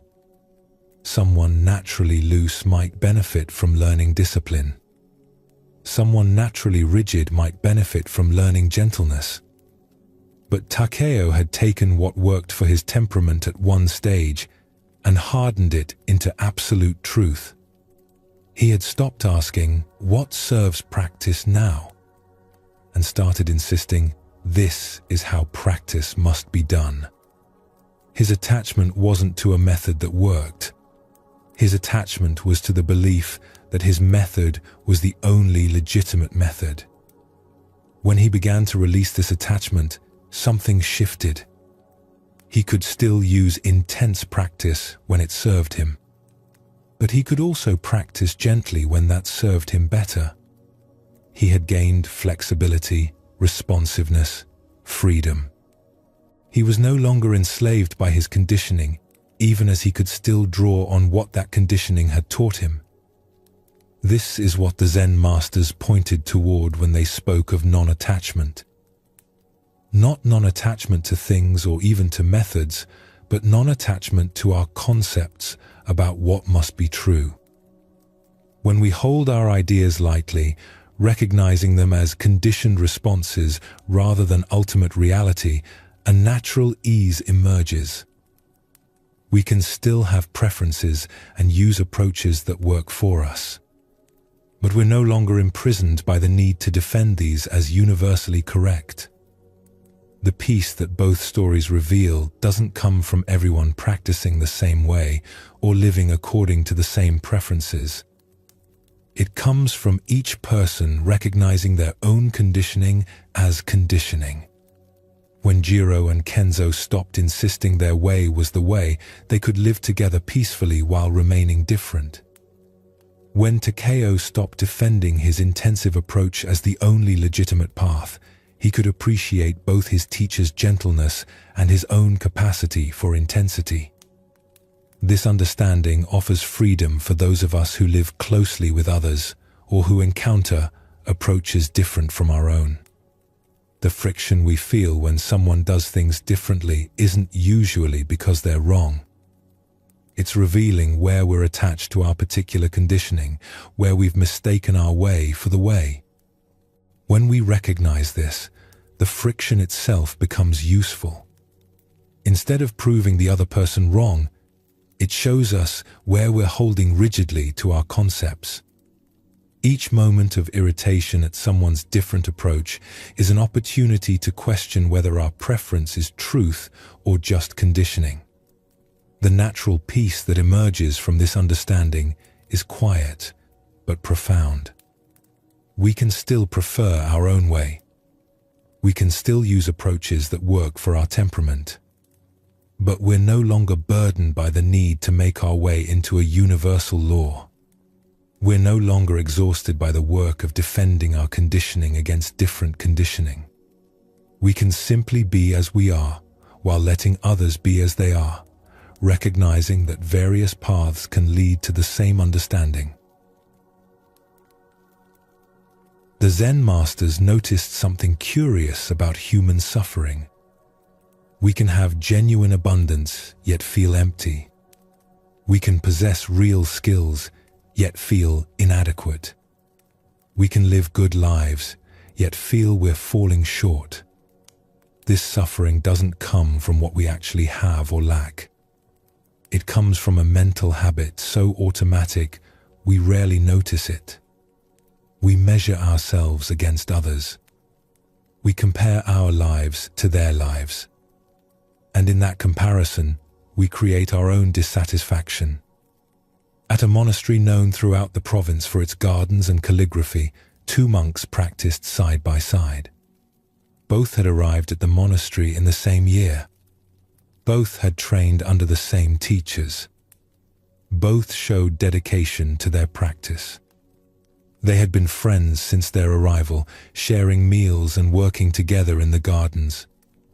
The first monk was named Chosen. He had a natural warmth that drew people to him.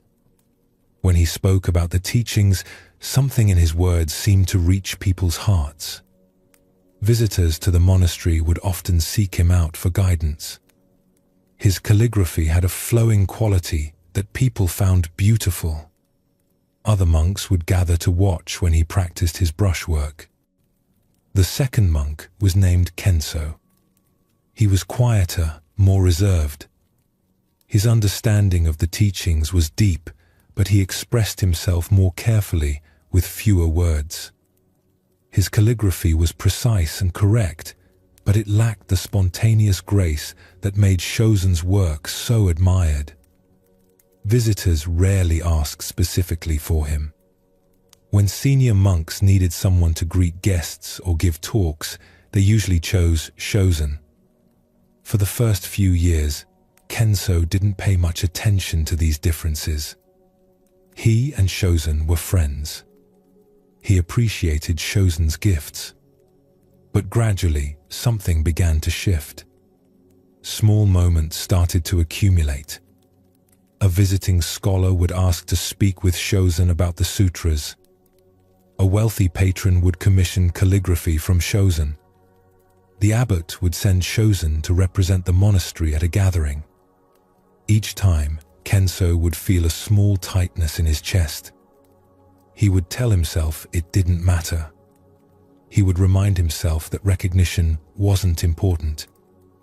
But the feeling persisted and slowly grew stronger. One afternoon, a group of visitors came to the monastery hoping to receive teaching. The abbot asked Chosen to meet with them. As Kenzo worked alone in the garden, he could hear laughter and animated conversation from the guest hall where Chosen was speaking. The visitors sounded engaged, moved, grateful. Kenzo felt something dark rise in him. Why was Chosen always chosen? Weren't they equally trained? Hadn't they both studied just as diligently? That evening at dinner, one of the visitors approached Kenzo. "Your friend Chosen is a remarkable teacher," the visitor said warmly. "You must feel fortunate to practice alongside someone with such gift for expressing the Dharma." Kenzo smiled and nodded, but inside he felt a sharp pain. Fortunate to practice alongside Chosen? As if Chosen was the real practitioner and Kenzo was just there. Just fortunate to be near someone actually worthy of attention. Over the following weeks, Kenzo became increasingly aware of the ways Chosen received recognition while he did not. When visitors praised the monastery's beautiful calligraphy, they meant Chosen's work. When monks spoke admiringly of someone's understanding, they were talking about Chosen. Even in casual moments, Kenzo noticed how others gravitated towards Chosen, how conversations became more animated when Chosen joined them. Kenzo tried to push these observations away. He knew comparison was problematic. He knew attachment to recognition was a trap. But knowing this didn't stop the feelings from arising. If anything, feeling jealous made him feel worse, because now he was failing at practice too. Not only was he less gifted than Chosen, he was also more petty, more caught up in ego. One morning, Kenzo was working in the garden when the abbot, Master Daido, came to sit nearby. They worked in silence for a while, Kenzo weeding around the stone path, the master simply sitting on a bench watching the morning light. After some time, Master Daido spoke. "Kenzo, I've noticed something troubling in you lately. A heaviness. Would you like to speak about it?" Kenzo felt his face grow warm. He didn't want to admit what he was feeling. It seemed so small and petty. But the master waited patiently, and finally, Kenzo found words. "Master, I'm struggling with something I'm ashamed of. I feel diminished. Chosen receives so much recognition, so much appreciation. Visitors seek him out. You choose him for important tasks. His calligraphy is admired while mine is merely adequate. I know I shouldn't care about these things. I know recognition is empty, but I can't seem to stop feeling this way." Master Daido nodded slowly. "You feel jealous of Chosen?" "Yes," Kenzo admitted quietly. "And I feel ashamed of feeling jealous. So now I'm failing twice. Once by caring about recognition, and again by feeling resentment toward my friend." "Tell me," the master said, "do you feel jealous of the emperor?" Kenzo looked up, confused. "The emperor? No, of course not." "Why not?" "He has far more recognition than Chosen. People bow before him. His words carry weight throughout the land. He lives in great comfort. Shouldn't you be more jealous of him than of Chosen?" "That's different," Kenzo said. "The emperor is separate. His life and mine have nothing to do with each other." "Ah," Master Daido said. "So you only feel jealous of someone close to you, someone whose path seems similar to yours." "I suppose so. And do you feel jealous of the novice who arrived last month, the one who can barely sit through a meditation session without fidgeting?" "No," Kenzo said. "Why not?" "He's also a monk here, also practicing alongside you." Kenzo thought about this. "Because he's just beginning. It would be strange to compare myself to someone so new." "So you only compare yourself to people who seem similar enough to you, but slightly ahead. Not to the emperor who is far ahead, and not to the novice who is far behind. Only to Chosen, who arrived when you did and trained as you did, but now receives recognition you don't receive." Kenzo sat with this observation. He had never thought about it quite this way before. Master Daido continued, his voice gentle. "This comparing mind is arbitrary. You've chosen one particular person and one particular measure and one particular time frame.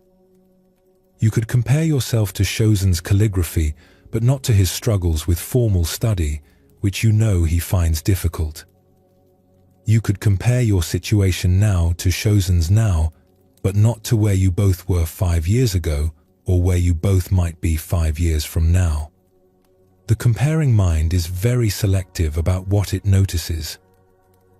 But the recognition he receives is real," Kenzo said. "It's not just in my mind. People truly do seek him out more, value his teaching more." "That's true," the master agreed.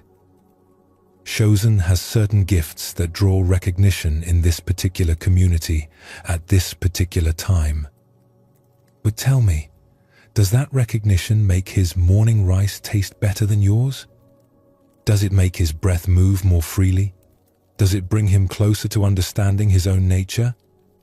Kenzo was quiet. "You're not suffering because Chosen receives recognition," Master Daido said.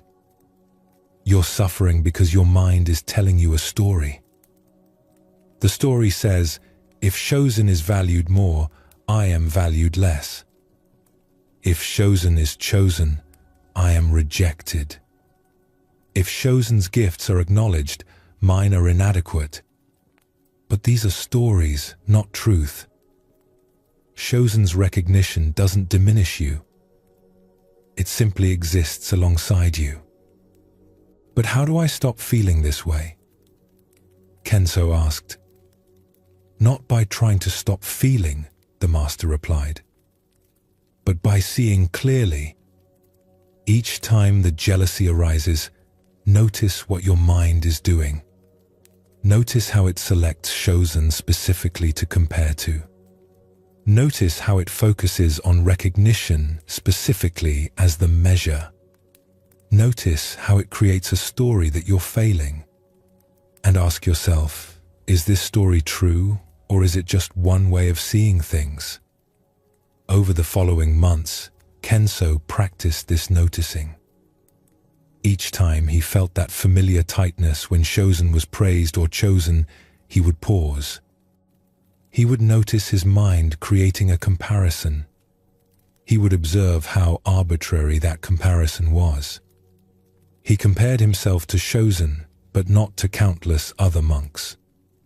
He focused on public recognition, but not on private understanding. He measured himself at this moment, but not across the arc of a whole life. Slowly, something began to shift. The jealousy still arose, but it no longer felt so solid, so true. He could see it as a mental habit rather than reality itself. And in seeing it clearly, its power over him loosened. One day, a group of visitors came specifically requesting calligraphy from Chosen. Kenzo felt the old tightness begin to rise. But then he noticed what his mind was doing. It was creating a story. Chosen is valued, therefore I am not valued. But when he looked directly at this story, he could see it was just a story. Chosen being valued and Kenzo being valued weren't opposites. They could both be true, or neither could be true. Or the whole framework of being valued or not valued might be irrelevant to genuine practice. In that moment, Kenzo felt a spaciousness open. The jealousy was there, but it wasn't defining his experience. He could acknowledge Chosen's gifts without it diminishing his own worth. Because his worth wasn't actually related to how he compared to Chosen. That comparison was just something his mind was doing, not reality itself. Years later, when Kenzo had become a senior teacher himself, a young monk came to him struggling with jealousy toward another student. Kenzo listened with deep understanding and told him about his own experience with Chosen. The suffering doesn't come from the other person's recognition, Kenzo said. It comes from the comparing mind. When you see this clearly, the comparison loses its power. Not because you've convinced yourself it doesn't matter, but because you've seen through the arbitrary nature of comparison itself. This story reveals what the Zen masters understood about jealousy and comparison. Kenzo's suffering didn't come from any actual lack in his life or practice. He had food, shelter, genuine practice, sincere understanding. His suffering came entirely from the mental habit of measuring himself against Chosen. Master Daido's questions revealed how arbitrary this comparison was. Kenzo didn't compare himself to everyone, just to someone similar enough to seem relevant, but different enough to create painful contrast. He didn't compare across all dimensions, just the particular dimensions where he felt deficient. The comparing mind is selective, creating a very particular kind of suffering by choosing very particular comparisons. The teaching here isn't that recognition doesn't exist or that Chosen's gifts weren't real. In conventional reality, Some people do receive more recognition than others. Some have gifts that draw attention. Some are chosen for certain roles. These are facts. But the suffering comes from the story we create about what these facts mean. The story that says another person's recognition diminishes our worth. The story that says we're failing because someone else is succeeding. When Kenzo began to see comparison as a mental habit rather than reality itself, something shifted. He didn't have to convince himself that recognition didn't matter or that he was secretly just as good as Chosen. He simply saw that the comparing mind was creating a particular kind of suffering through a particular kind of selective attention. And in seeing this clearly, the comparison lost its power to define his experience. The peace that emerged wasn't dependent on Kenzo receiving equal recognition or on Chosen receiving less. It came from recognizing that his worth existed independent of any comparison. Chosen's gifts and recognition could exist without diminishing Kenzo. This wasn't a philosophical position Kenzo adopted. It was a direct seeing through the illusion that comparison was showing him truth rather than just creating suffering. At another monastery, deeper in the mountains, a group of students trained together under Master Ingen. Among them were two young monks who had arrived within weeks of each other. The first was named Hakuro. He seemed to grasp teachings quickly. When Master Ingen posed questions during study sessions, Hakuro often understood immediately. His meditation appeared natural and deep. Senior monks would sometimes comment on his progress approvingly. The second student was named Yoten. He worked just as diligently as Hakuro, perhaps even more so. He would stay up late studying texts. He would sit in meditation long after others had gone to sleep. But understanding came more slowly to him. When Master Ingen asked questions, Yoten would puzzle over them for days before glimpsing possible answers. His meditation felt laborious, his mind restless despite his sincere effort. In the beginning, Yoten simply focused on his own practice. He was grateful to be at the monastery, grateful for the teachings, absorbed in his own efforts. But gradually he became aware of Hakuro's rapid progress.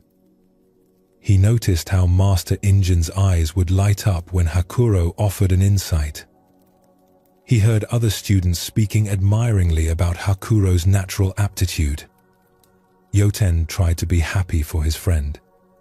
He told himself that Hakuro's progress was wonderful, that it didn't affect his own path. But a small voice in his mind kept asking, why can't I grasp things as quickly? What's wrong with me? Am I less capable, less intelligent, less suited for this practice? During group meditation, Yoten would sometimes open his eyes slightly and glance at Hakuro. Hakuro always sat perfectly still, his face serene, clearly absorbed in deep concentration. Meanwhile, Yoten's legs would ache, his mind would wander, his posture would gradually slump despite his best efforts. Even in meditation, Hakuro seemed to be succeeding while Yoten was struggling. One afternoon, Master Ingen announced that Hakuro had been given permission to begin working with advanced koans, practices usually reserved for students who had trained for many years. Yoten felt his heart sink. He had been at the monastery just as long as Hakuro. They had started together. Why was Hakuro advancing while he remained at basic levels? That night, Yoten couldn't sleep. He lay in his small room feeling a mix of emotions he couldn't quite name. Sadness, frustration, shame, and underneath it all, a growing conviction that he simply wasn't good enough for this path. Perhaps some people were naturally suited for Zen practice and others weren't. Perhaps he should accept that he was in the second category. The next morning, Yoten approached Master Ingen. "Master, I need to speak with you about leaving the monastery." Master Ingen gestured for him to sit. "Why would you leave?" "I don't think I'm suited for this practice," Yoten said, the words tumbling out. "I try as hard as I can, but understanding doesn't come. I meditate sincerely, but my mind stays restless. Other students, like Hakuro, seem to progress naturally while I struggle with everything. Perhaps my capacity is limited. Perhaps I should accept that and pursue a simpler life." Master Ingen listened quietly.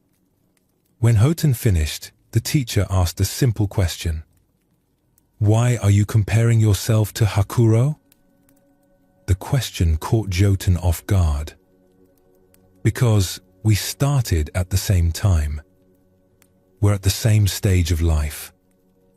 It seems natural to notice his progress compared to mine." "Natural," Master Ingen repeated. "Tell me, do you compare your progress to that of Master Banzan, the renowned teacher who lives in the capital?" "No, of course not. He's a great master." "Why not?" "He also practices Zen. Shouldn't you measure yourself against him?" "That would be ridiculous. He's been practicing for 40 years. He's achieved deep realization. So you only compare yourself to people at roughly your same stage," Master Ingen observed. "But tell me, there's a novice who arrived last month who can barely sit still for 10 minutes. Do you compare yourself to him?" "No," Hoten said. "Why not?" "Because he's just beginning." "Ah," Master Ingen said.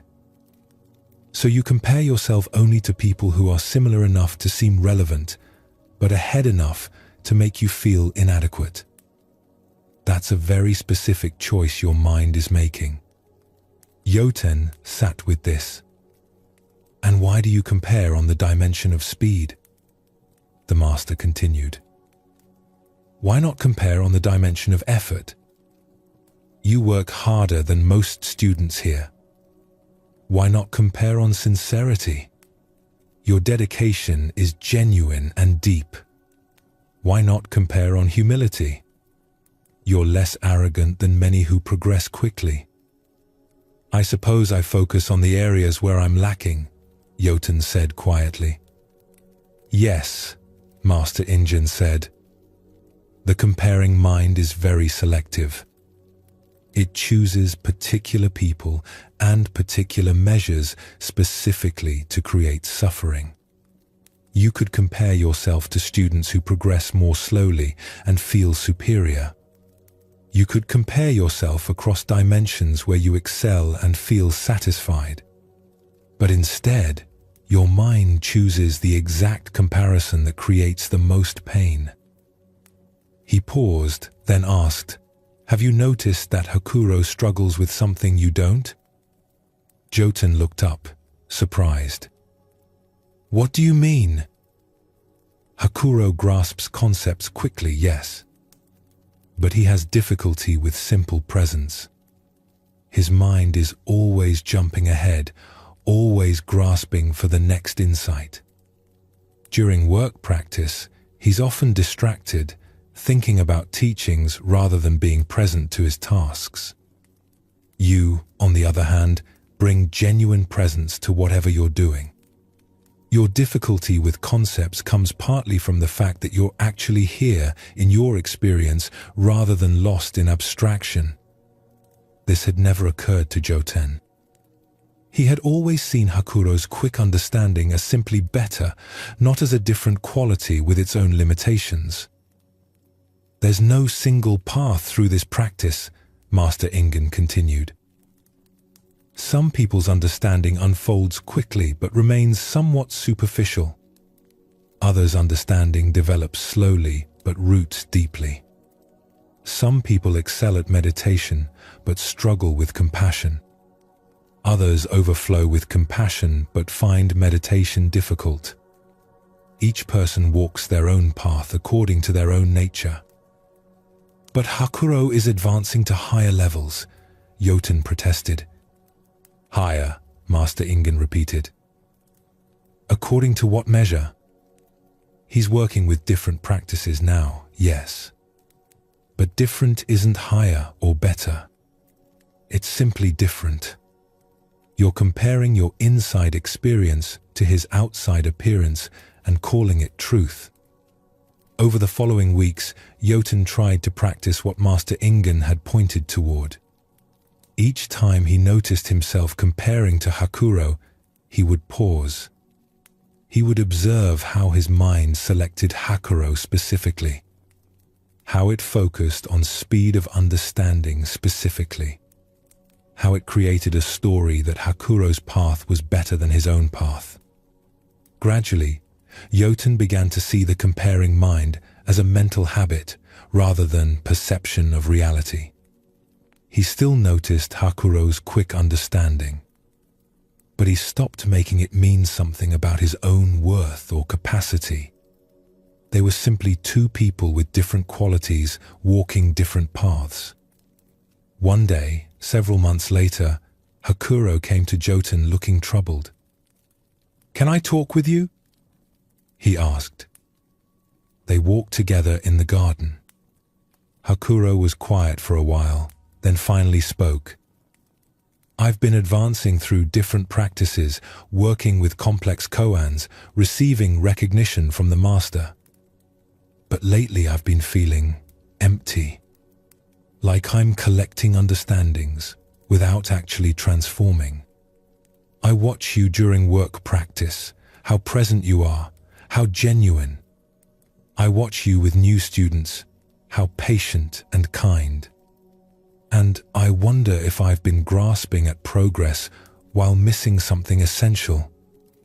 Yoten felt something shift in him. Hakuro, whom he had envied for his rapid advancement, was struggling in ways Yoten hadn't imagined. The comparing mind had created such a simple story. Hakuro was succeeding, Yoten was failing. But the reality was far more complex. Each of them had gifts and struggles invisible to the other.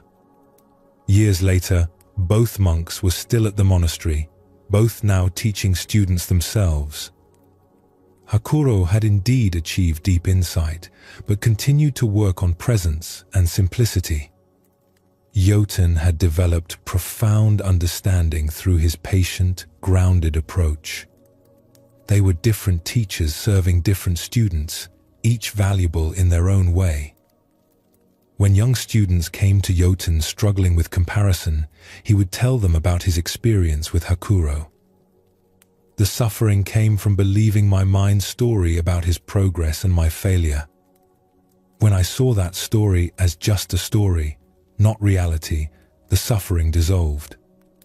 Not because I convinced myself I was just as good as Hakuro, but because I saw that the comparison itself was creating the problem, not the difference in our paths." This second story deepens the teaching about comparison. Yoten's suffering came entirely from measuring his path against Hakuro's. He had actual practice, sincere dedication, real development. But because it looked different from Hakuro's more visible progress, the comparing mind created a story of inadequacy. Master Ingen's questions revealed the arbitrary nature of comparison. Yoten compared himself only to Hakuro, not to masters far ahead or novices far behind. He compared only on dimensions where he felt deficient, not on dimensions where he excelled. This selective comparison created maximum suffering. The teaching isn't that all paths are equally effective or that differences don't exist. Hakuro did grasp concepts more quickly. But the comparing mind took this fact and created fiction around it. Fiction that speed of understanding equals better practice. Fiction that visible progress equals genuine development. fiction that Yoten's slower, deeper approach was inferior to Hakuro's quicker, more conceptual approach. When Joten began to see through these stories, freedom emerged. Not because his path suddenly matched Hakuro's, but because he stopped needing his path to match anyone's. He could acknowledge Hakuro's gifts without it diminishing his own. He could recognize his own struggles without making them mean he was failing. The revelation that Hakuro was struggling with presence and depth, areas where Joten naturally excelled, showed how incomplete the comparing mind's view had been. Each person's path contains both gifts and challenges invisible to others. The comparing mind always creates an oversimplified story, seeing only selected fragments and calling them the whole truth. Both stories point to the same insight. Comparison creates suffering not because differences don't exist, but because the comparing mind takes real differences and creates fictional hierarchies. It chooses particular people, particular measures, particular moments to create a story about our inadequacy. When we see this mental habit clearly, when we recognize comparison as something the mind does rather than truth about reality, a natural freedom emerges. This freedom doesn't require us to achieve what others have achieved or to convince ourselves we're equal in all ways. It comes from recognizing that worth isn't determined by comparison. Your path is your path. Another person's path is their path. Both can unfold according to their own nature without one diminishing the other. The peace that emerges from this understanding is quiet but profound. You can acknowledge others' gifts without it threatening your worth. You can recognize your own struggles without making them mean you're failing. The comparing mind loses its power, not because you've won some competition, but because you've seen through the illusion that comparison shows truth rather than just creating suffering. The Zen masters observed a peculiar habit of the human mind. We have a tendency to place our peace somewhere in the future. We tell ourselves that we'll be content after we achieve this goal, master that skill, reach this milestone.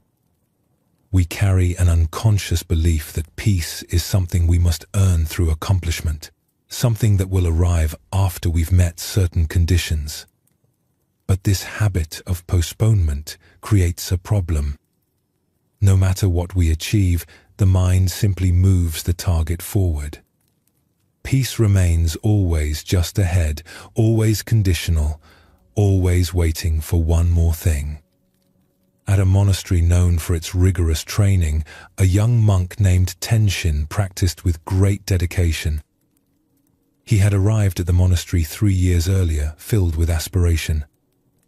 He wanted to master meditation, understand the deepest teachings, and experience the peace that enlightened masters seem to embody. Tenshin threw himself into practice with intensity. During his first year, he struggled with basic meditation. His mind wandered constantly. His body ached during long sitting periods. Other monks seemed to settle into stillness while he fought with restlessness. He would think to himself, "Once I can sit properly, once my mind settles, then I'll have peace. I just need to master this foundational practice first." He worked diligently on his meditation. Gradually, his posture improved. His mind wandered less frequently. After about a year, he could sit for long periods with relative stability. He felt a sense of accomplishment, but the peace he had imagined didn't arrive. Instead, his mind simply identified the next obstacle. "Now I need to understand the teachings more deeply," he thought. "Once I've studied the important texts, once I can grasp the philosophical concepts, then I'll have real peace. I've just been working on the basics." The deeper understanding is what matters. So Tenshin devoted himself to study. He memorized sutras. He wrestled with difficult concepts. He asked the senior monks endless questions. After another year, he had indeed developed substantial knowledge. He could discuss complex teachings. He could explain subtle points of doctrine. Other students would come to him with questions. But again, the peace he sought remained elusive. Instead of satisfaction, he felt a new incompleteness. Understanding concepts isn't enough, he realized. I need direct experience.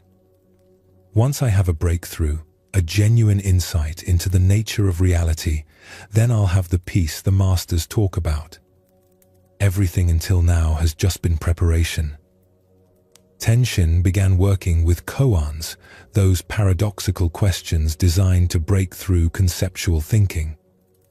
He would spend days contemplating a single phrase, trying to penetrate its meaning. He barely slept, sitting late into the night with fierce concentration. He felt he was finally getting close to real practice, to the genuine path that would lead to peace. One evening, after a particularly intense meditation session where Tenshin had been struggling with a koan, the head teacher, Master Bankei, found him sitting alone in the meditation hall long after others had retired. "Tenshin," the master said gently, "you're still here." "Yes, master.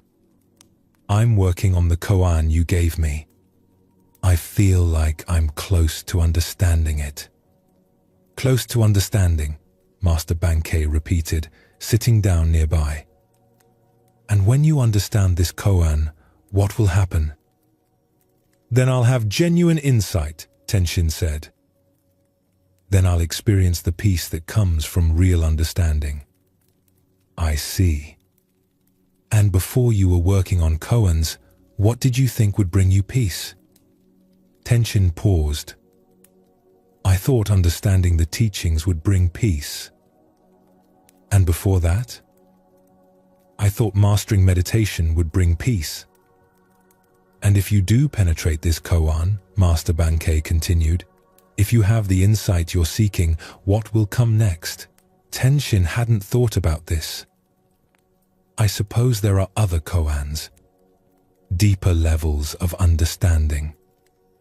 So after you achieve this peace you're seeking, you'll need to achieve another peace beyond it?"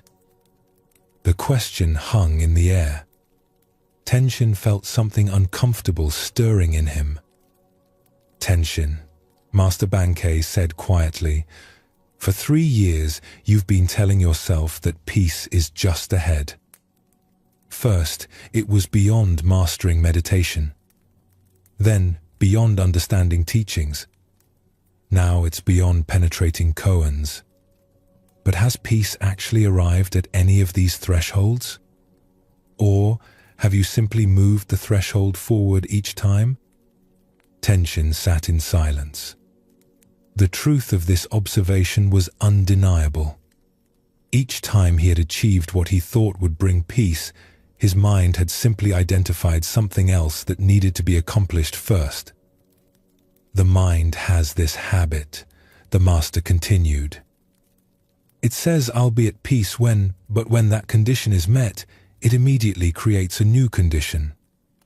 Peace is always in the future, always conditional, always dependent on achieving something you haven't achieved yet." "But master," Tenshin said, confusion and frustration rising in him, "surely we do need to develop our practice. Surely a beginner doesn't have the same peace as an accomplished master?" "Tell me," Master Bankei said, "right now, in this moment, is your breath breathing?" "Yes." "Is your heart beating?" "Yes." "Are you aware of sitting here, of hearing my words, of the candle flickering in the corner?" "Yes." "Then what is missing?" Tenshin opened his mouth to answer, but no words came. What was missing? In this actual moment, was something missing? Or was his mind simply insisting that something should be different, that he should be different, before he could allow himself to be at peace? "You have been practicing for 3 years," Master Bankei said, "but not to arrive at peace." "You've been practicing to earn the right to be at peace." As if peace is something you don't deserve yet, something you must qualify for through achievement. But peace isn't a reward for accomplishment. It's what's here when you stop postponing it. Over the following days, Tenshin sat with this teaching. He noticed how pervasive the postponing habit was. Even during meditation, he would think, "Once my mind is clearer, once this session deepens, then I'll have peace." During meals, "Once I finish eating, once I complete my duties, then I can rest." During work, "Once this task is done, once I've proven my dedication, then I can be at ease." Always peace was just ahead. Always there was one more condition to meet. And because of this constant postponement, he had never actually allowed himself to experience the peace that might be available right now, in this moment, exactly as it was. One morning, Tenshin was sweeping leaves from the monastery path. It was a simple task, routine and ordinary. His mind began its familiar pattern. "Once I finish sweeping, once I move on to more important practice." But then he stopped. He stood still with the broom in his hands and asked himself, "What if I don't postpone peace until after this task? What if peace is available even while sweeping leaves?" He resumed sweeping, but differently. Not rushing to finish, so peace could come afterward. Not treating this moment as an obstacle between him and some future peace. Just sweeping, with the actual experience of sweeping. The sound of the broom against stone. The morning air cool on his skin. The simple rhythm of the movement. And in that ordinariness, something shifted. Not a dramatic breakthrough. Not a sudden enlightenment. Just a quiet recognition that peace had never been waiting in the future. It had been here all along, available in each moment he had been too busy postponing it to notice. Later that day, Master Bankei saw Tenshin sweeping again and noticed something different in his presence. "How is your practice?" the master asked. Tenshin smiled slightly. "I'm learning to stop saving peace for later." Years afterward, when Tenshin taught students of his own, he would tell them about his 3 years of postponement. "I thought peace was something I would earn through achievement," he would say. But it was never about earning. It was about stopping the habit of looking ahead to some better moment and discovering what was here all along. This story reveals what the Zen masters understood about the postponing mind. Tenshin's dedication was genuine. His practice was sincere. But underneath all his effort was an unexamined assumption. Peace comes after achievement. This assumption meant that no achievement was ever enough. Each accomplishment simply revealed another condition that needed to be met. Master Bankei's questions cut through this pattern. Not by denying the value of development or practice, but by revealing that peace isn't earned through reaching certain milestones. Tenshin's breath was breathing, his heart was beating, awareness was present. What was actually missing in that moment? Only his willingness to stop postponing peace until some future condition was met. This teaching doesn't mean we shouldn't practice or develop skills or work toward understanding. It means recognizing that the peace we seek isn't waiting at the end of development. It's available now, in the midst of practice, exactly as we are. When we stop treating this moment as just a stepping stone to some better future moment, we discover that peace was never actually absent. We were just too busy looking ahead to notice it. In a prosperous trading town, there lived a merchant named Yasuhiro. From a young age, he had been driven by a vision of success. He would work hard, build his business, and eventually achieve the comfortable, peaceful life he imagined. That vision kept him going through long days and difficult challenges. When Yasuhiro was young and just starting out, he would tell himself, "Once I have my own shop, once I'm independent, then I'll be content. Then I can relax and enjoy life." He worked for years as an apprentice, learning the trade, saving money. Finally, he opened his small shop in a modest location. He felt proud that first day, excited about his achievement. But within weeks, the excitement faded.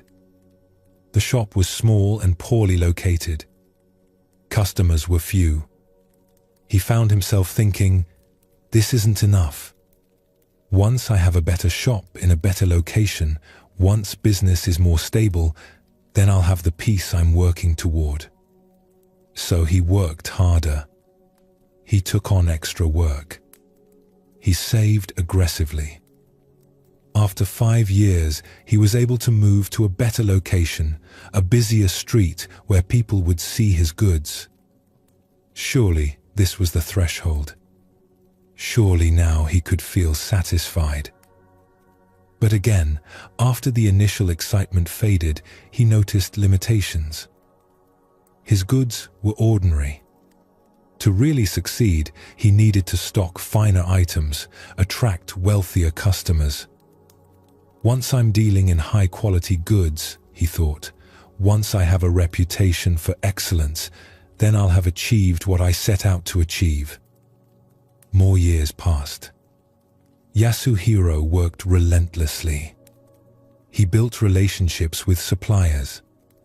He developed an eye for quality. Gradually, his reputation grew.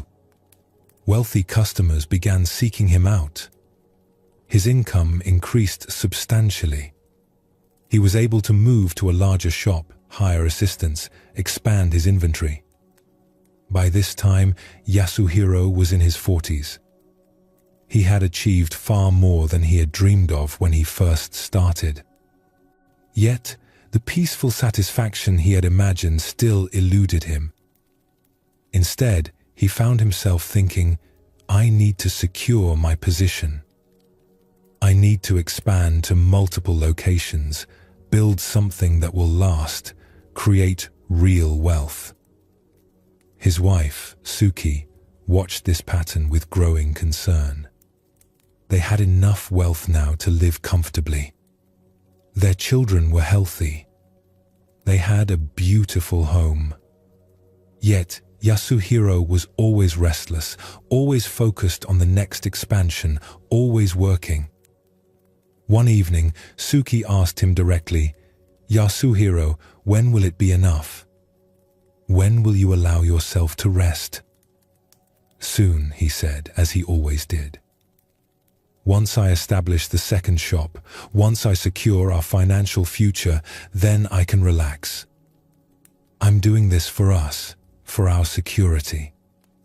But Suki could see what he couldn't. The goalpost kept moving. Each achievement simply revealed another goal beyond it. The peace he was working toward wasn't getting closer. It was remaining always just out of reach. Years continued to pass. Yasuhiro achieved his second shop, then a third. He became one of the most successful merchants in the town. People respected him. His wealth was substantial. His family wanted for nothing material. And yet, in quiet moments, Yasuhiro felt empty, restless. He would lie awake at night thinking about business concerns, about potential expansions, about protecting what he had built. The peace he had been working toward for decades remained elusive. One day, a traveling monk stopped at Yasuhiro's shop.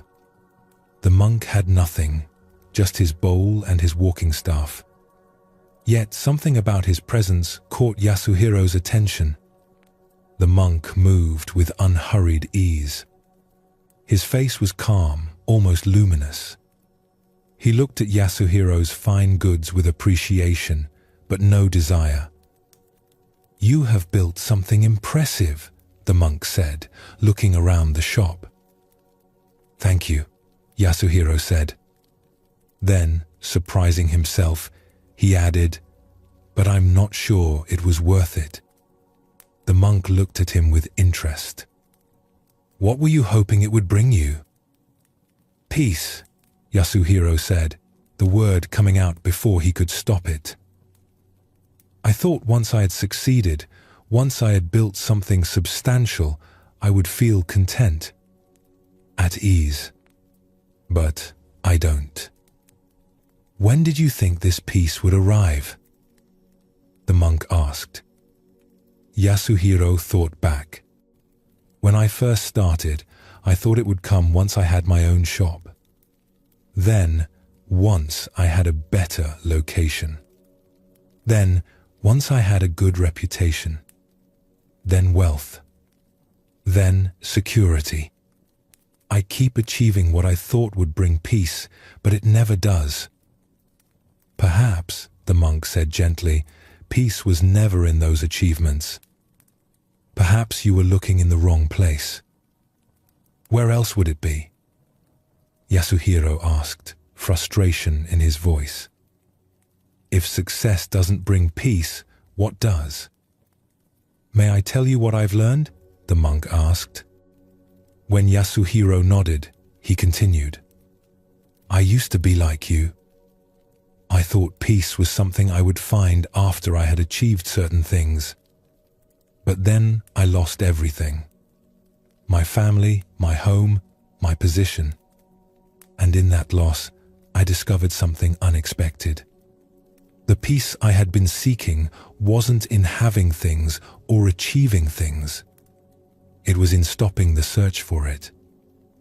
"That makes no sense," Yasuhiro said. "Doesn't it?" the monk replied. "You've achieved nearly everything you set out to achieve. You have wealth, success, respect. Yet the peace you sought isn't here. Maybe peace was never in the achievements. Maybe it was in the habit of looking ahead to achievements that prevented you from experiencing peace in any moment along the way." The monk prepared to leave, then turned back. "Tell me, in this moment right now, what do you lack? Not in your business plans, not in your future security. Right now, in this breath, what is actually missing?" After the monk left, Yasuhiro couldn't stop thinking about that question.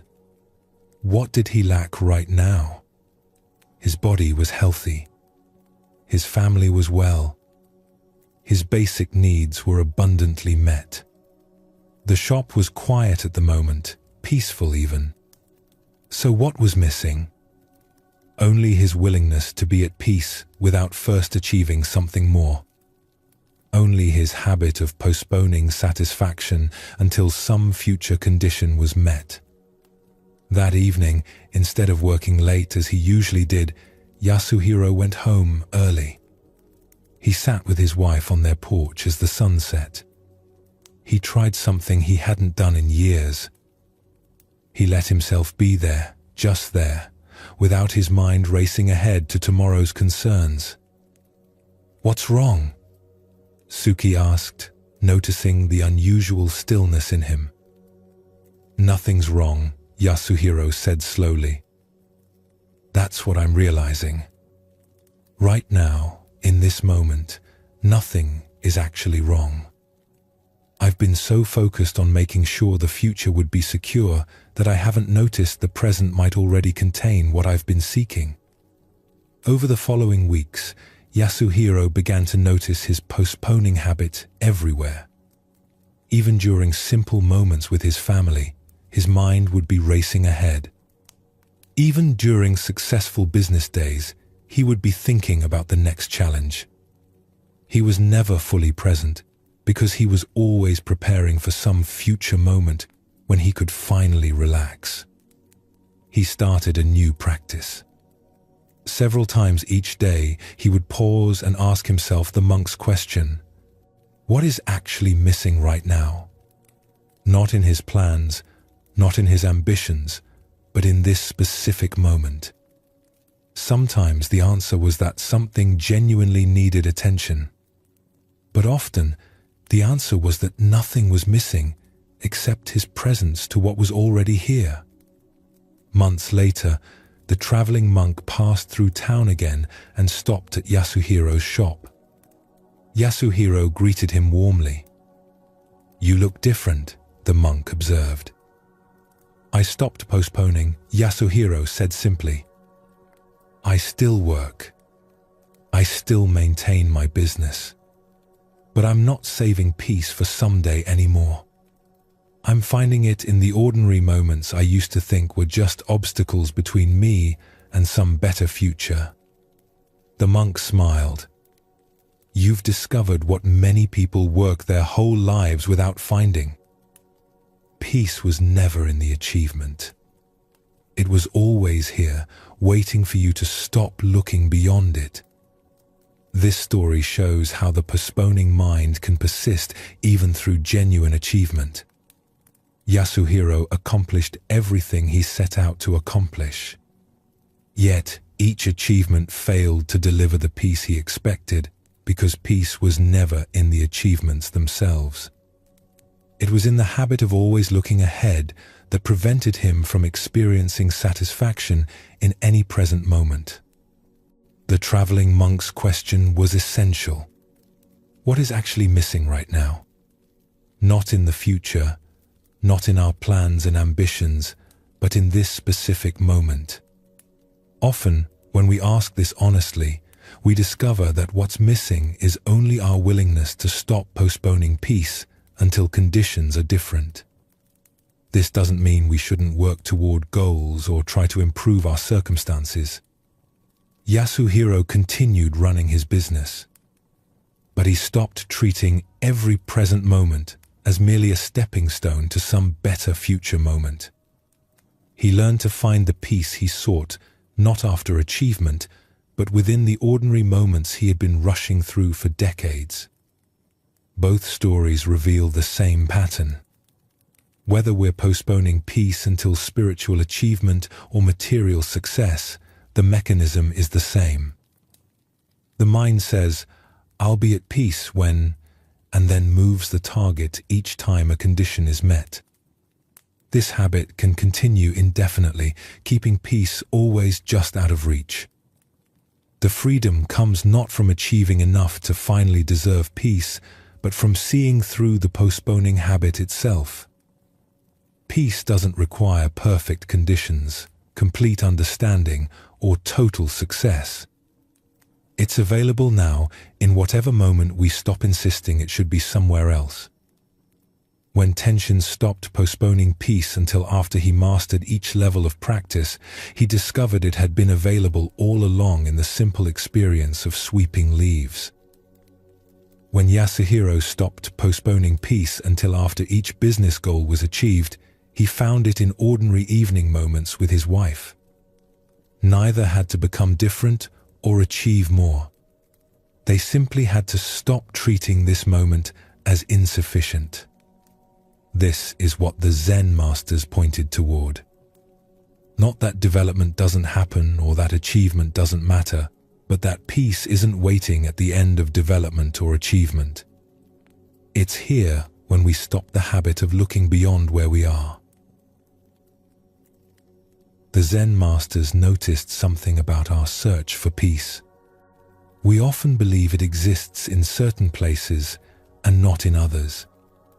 We think if we could just get away from difficult circumstances, if we could just find the right environment, then we would finally experience the calm we seek. But this belief creates a problem. It suggests that peace depends on external conditions being just right. And if peace requires perfect conditions, it remains forever fragile, always threatened by the next change in circumstances. A monk named Gensho had been practicing at a large monastery for 5 years. The monastery was active and crowded. Over 100 monks lived there, practicing together, working together, eating together. The meditation hall was always full. The work periods were noisy with activity. Meals were communal and sometimes chaotic. Even sleep was shared, with monks sleeping in large common rooms. Gensho found it increasingly difficult to settle his mind amid all this activity. During meditation, he would hear other monks shifting, coughing, breathing.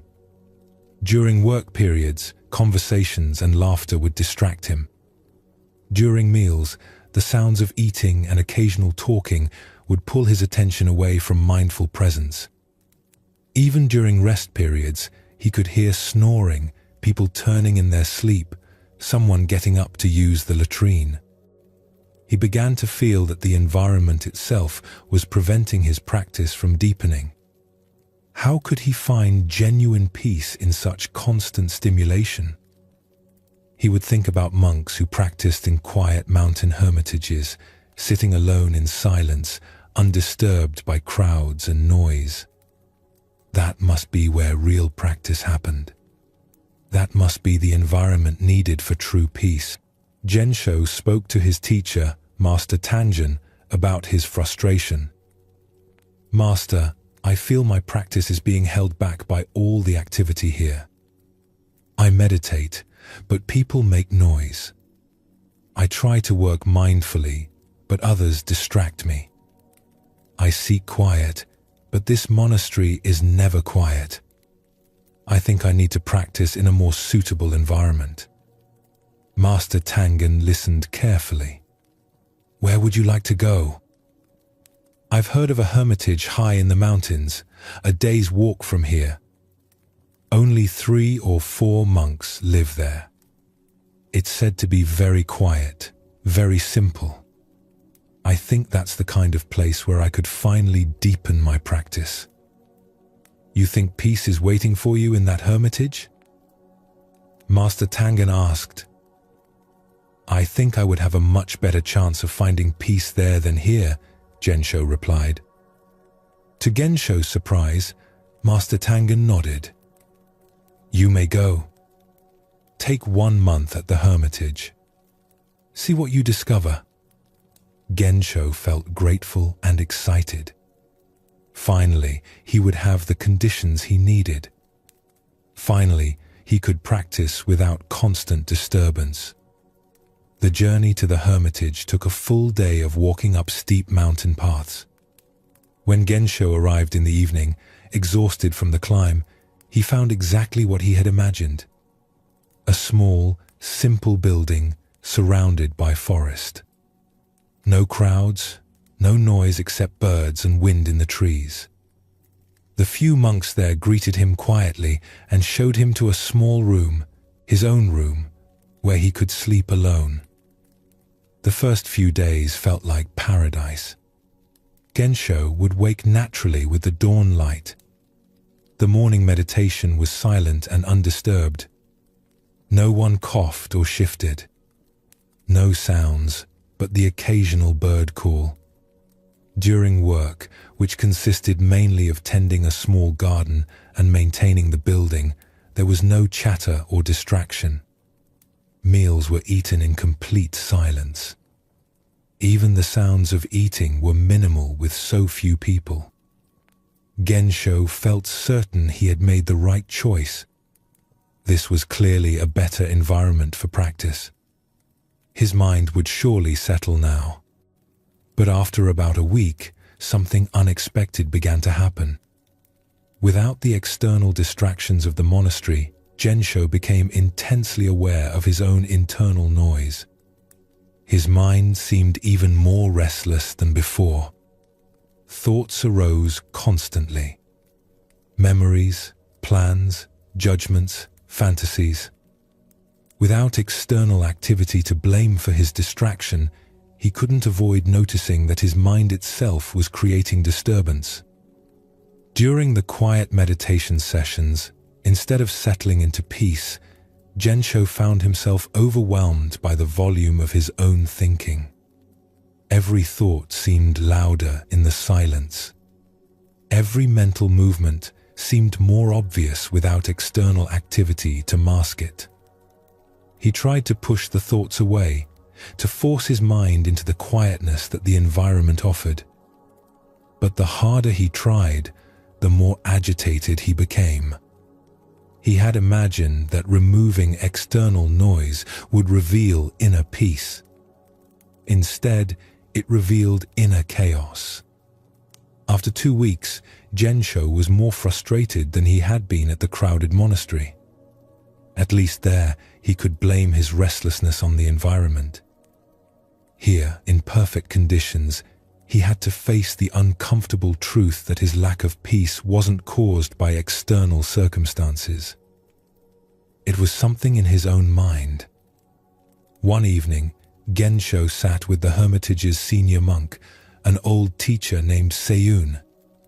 They were drinking tea after the evening meal, and Gensho finally spoke about his struggle.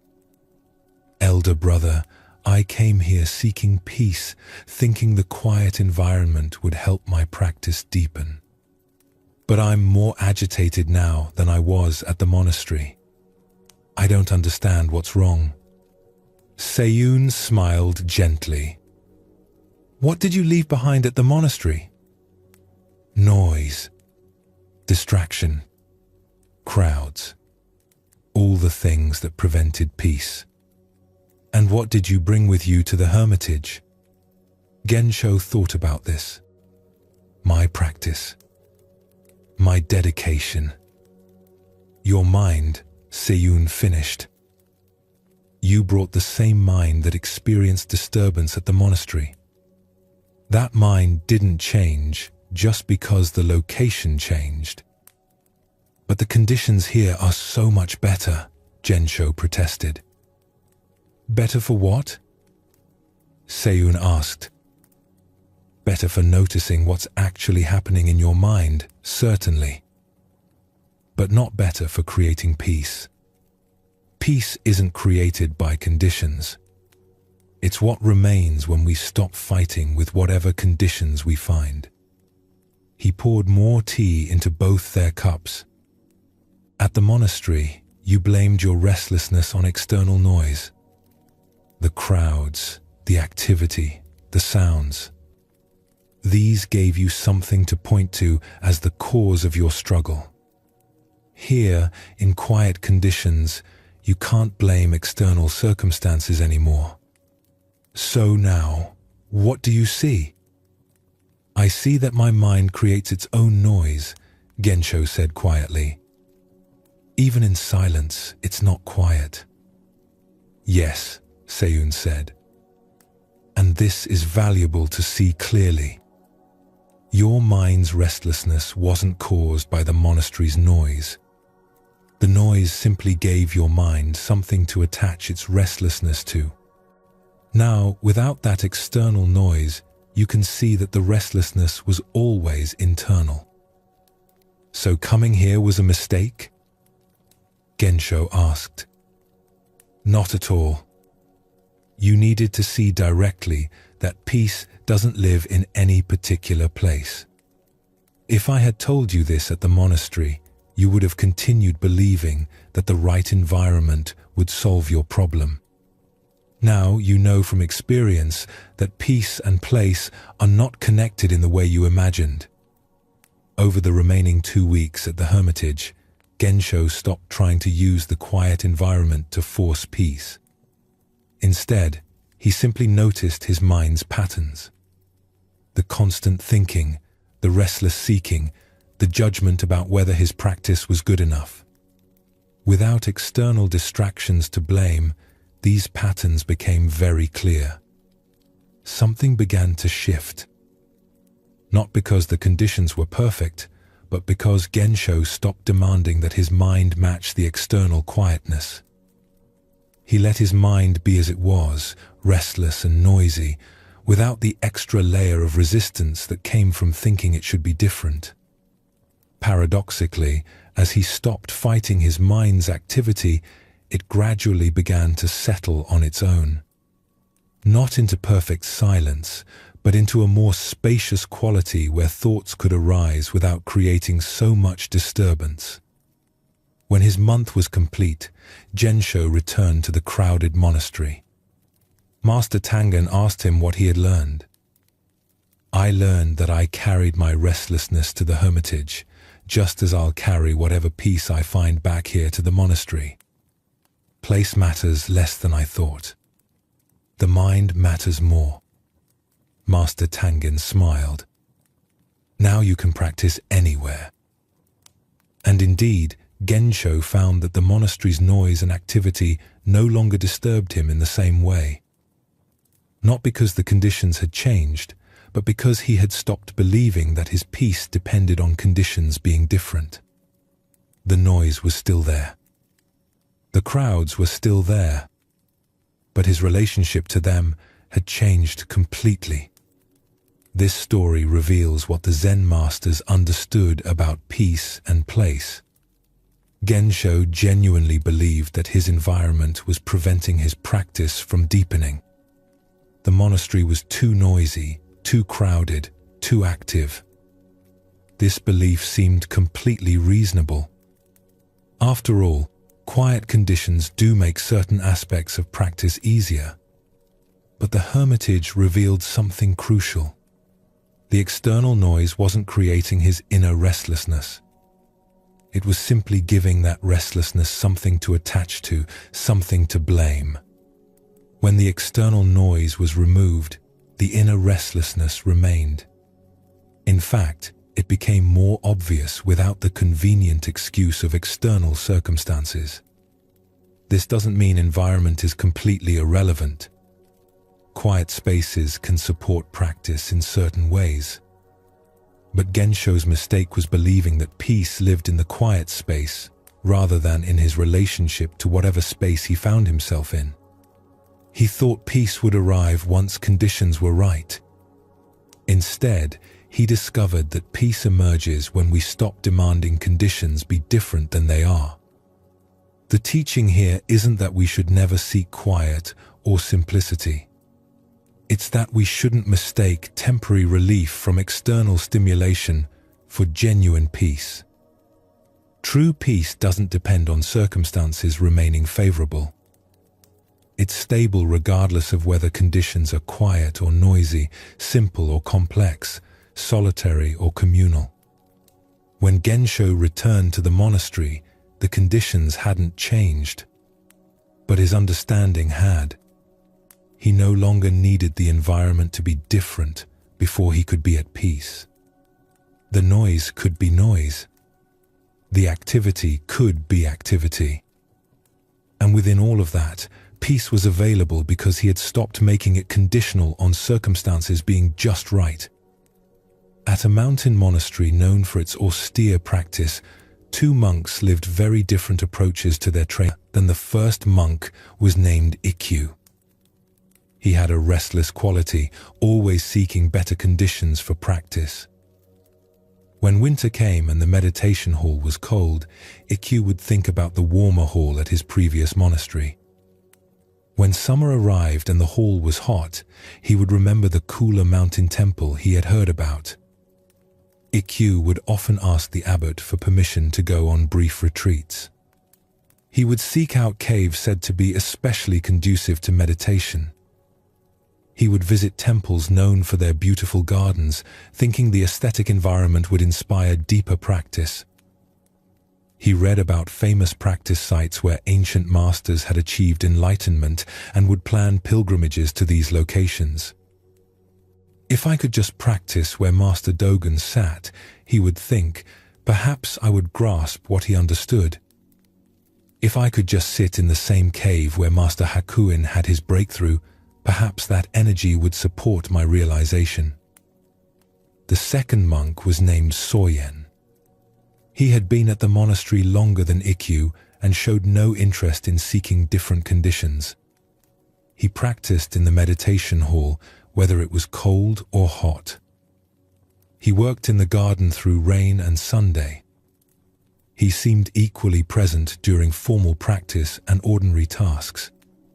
When Ikyu would return from his retreats full of excitement about some special place he had found, Soyen would listen politely but show no inclination to seek such places himself. Ikyu found Soyen's lack of interest puzzling, even concerning. "Brother Soyen," he said one day, "don't you want to deepen your practice? Don't you want to experience the kind of environments where great masters found realization?" "I practice here," Soyen replied simply. "But surely some places are more conducive to awakening than others," Ikyu pressed. "Why limit yourself to this one monastery when there are caves, hermitages, sacred mountains where the energy is stronger?" Soyen smiled slightly. "What energy are you seeking?" "The energy of a truly supportive environment. Places where practice naturally deepens, where the conditions are optimal." "And when you find such places," Soyen asked, "does your practice deepen?" Ikyu paused. This was a difficult question. Each time he visited what he thought was a perfect practice environment, he felt initial excitement and inspiration. But after a few days, his usual patterns would return. His restless mind would find something lacking even in the ideal conditions. The cave was too damp. The hermitage was too isolated. The sacred mountain had too many pilgrims visiting. "Sometimes," Ikyu said, though the answer felt incomplete even as he spoke it. "And when you return here," Soyen continued, "is your practice sustained by what you found there?" Again, Ikyu had to admit the truth. The inspiration from special places would fade quickly upon returning to ordinary monastery life. Within days, he would be planning his next retreat, seeking the next special environment. One winter, a severe storm struck the region. Snow fell heavily for days, blocking the mountain paths. No one could leave the monastery or arrive. The community was effectively isolated for nearly 2 months. Ikyu felt trapped. This wasn't his choice. He hadn't decided to stay at the monastery. The weather had forced it upon him. During those months, Ikyu's restlessness intensified. He couldn't escape to quieter locations. He couldn't visit inspiring sights. He couldn't seek more optimal conditions. He was stuck with what was right here. He watched Soyen during this time. The older monk's practice seemed completely unchanged by the forced isolation. He sat in meditation with the same steady presence. He worked with the same calm attention. He moved through each day with an ease that didn't seem to depend on having choices about where to practice or what conditions to seek. One evening, frustrated and restless, Ikyu approached Soyen. "How do you maintain practice when you can't seek better conditions? Don't you feel limited by being stuck in one place?" "Stuck?" Soyen repeated. "I'm not stuck. I'm here." "But doesn't your practice suffer without access to special places? Without the inspiration of different environments?" Soyen set down the robe he was mending. "Ikyu, let me ask you something. When you visit a sacred cave or a beautiful hermitage, what are you actually seeking?" "I'm seeking conditions that support deeper practice." "But what you call deeper practice, does it depend on where you sit?" If your understanding needs a special cave to be real, is it genuine understanding? If your peace requires perfect conditions to exist, is it real peace? Ikyu wanted to argue, but something in Soyen's questions struck deeply. He had been practicing for years, seeking optimal conditions, yet still hadn't found the lasting peace he sought. Meanwhile, Soyen practiced in one place with apparent stability. "I think," Soyen continued gently, "you're looking for conditions that will create peace for you. But peace isn't created by conditions. It's what's here when we stop demanding conditions be different." "But surely environment matters," Ikyu said. "Surely a quiet cave is better for practice than a noisy marketplace." "Better for what?" Soyen asked. "A quiet cave might be easier for certain practices. But if your peace depends on having that cave, then you're not really at peace. You're just temporarily free from disturbance. The disturbance will return the moment conditions change." He picked up his mending again. "I practice here not because this is the perfect place, but because this is where I am. The monastery isn't ideal. The hall is too cold in winter, too hot in summer. The food is simple and sometimes bland. The schedule is demanding. But these conditions don't prevent peace. They're just conditions. Peace doesn't depend on them being different." Over the remaining weeks of winter isolation, Ikyu began to practice differently. Instead of resenting his inability to seek better conditions, he tried to approach the monastery as Soyen did. Not as an obstacle to overcome or a limitation to escape from, but simply as where practice was happening right now. He noticed how much energy he had been spending on seeking and planning. Energy that could have been going into actual practice. He noticed how each place he sought had seemed perfect from a distance, but revealed limitations once he arrived. He noticed that his restlessness wasn't solved by finding better conditions. It simply relocated to the next dissatisfaction. When spring finally came and the paths cleared, Ikyu had an opportunity to join a group traveling to a famous mountain temple. In the past, he would have eagerly accepted. But something had shifted.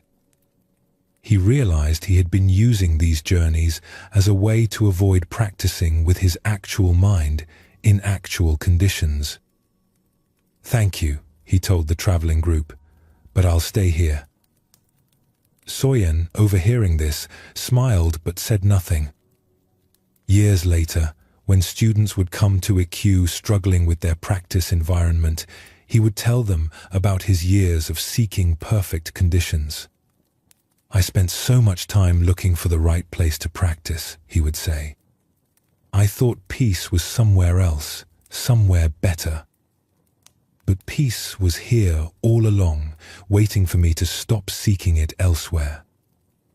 This second story deepens the teaching about peace and place. Ikyu's seeking wasn't obviously wrong. He was looking for supportive conditions, which seems reasonable.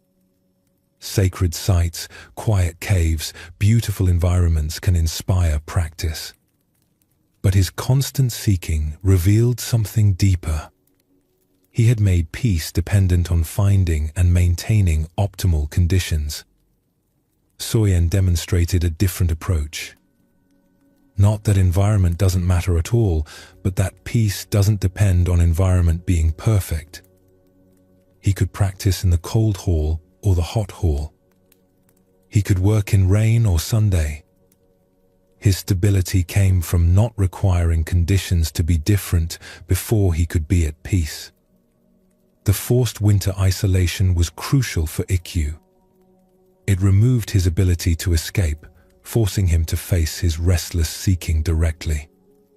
Without the option to find better conditions, he had to work with the conditions that were present. And in doing so, he discovered that the seeking itself had been the problem, not the conditions he was seeking to escape. This teaching addresses a subtle trap in spiritual practice. We can mistake the search for optimal conditions with actual practice. We can spend years seeking the perfect environment, the ideal teacher, the most supportive circumstances. And while we're seeking, we're not actually settling into practice with what's here. The Zen masters weren't opposed to quiet hermitages or beautiful environments. But they understood that if peace depends on maintaining special conditions, it remains fragile and conditional. True peace is stable regardless of circumstances. It doesn't require noise to disappear or conditions to be perfect. It's available right here, in whatever place we find ourselves. Both stories point to the same insight. We often believe our restlessness would dissolve if only conditions were different. If only we could escape to the right place, find the right environment, create the right circumstances. But this belief keeps us in constant seeking, always looking elsewhere for what might be available right here. The freedom comes not from finding perfect conditions, but from recognizing that peace doesn't depend on conditions being perfect. Quiet places can support certain aspects of practice. Simple environments can make concentration easier. But genuine peace isn't created by these conditions. It emerges when we stop making our well-being dependent on circumstances being just right. When Gensho discovered that he carried his restlessness to the hermitage, he learned that peace isn't waiting in some other location. When Ikyu stopped his constant seeking of optimal conditions, he found that practice was available in the ordinary monastery he had been trying to escape. Neither had to find the perfect place. They simply had to stop believing peace required one. As our journey through these teachings comes to its natural close, you've traveled through ancient wisdom that the Zen masters discovered about human suffering and peace. You've seen how the mind creates struggle through grasping at what isn't here and resisting what is. You've learned that rejection reveals nothing about your worth, only the conditioned preferences of others. You've discovered how we mistake our conditioning for reality itself, and how comparison creates suffering from thin air. You've explored the habit of postponing peace until some future achievement, always moving the target just out of reach. And you've seen how we search for peace in perfect conditions when it was never dependent on circumstances being just right. Each teaching points to the same simple truth. The peace you seek isn't something to create or achieve or find in some other moment or place. It's what remains when you stop the mental habits that obscure it. You don't need to remember every story or hold on to every insight. These teachings have already done their work simply by being heard. Like seeds planted in good soil, they'll continue unfolding in their own way and their own time. Your only task now is to rest, trusting that understanding deepens naturally when we stop trying to force it. Feel yourself sinking more completely into the support beneath you. Your body knows how to release into sleep without your guidance. Your breath continues its rhythm without your management. The awareness that has been here throughout these stories remains gently present, including rest within itself. All the seeking can stop now. All the mental reaching and pushing can come to rest. The comparing mind can be quiet. The postponing mind can finally arrive in this moment. There's nowhere else you need to be, nothing else you need to become, no other conditions that must be met before you allow yourself this simple peace. The Zen masters understood that sleep is not an escape from awareness, but awareness returning to its most natural state. In this deep rest, all the boundaries we maintain during waking life naturally soften. The stories about who we are and who we should be can dissolve for these hours. What remains is simply the peaceful awareness that was here before all the stories began. May your sleep tonight be deep and restorative. May you rest in the understanding that peace was never absent, only overlooked. May you wake refreshed, carrying this quiet knowing into whatever tomorrow brings. Sleep well, and thank you for joining us here at Sleepy Monk.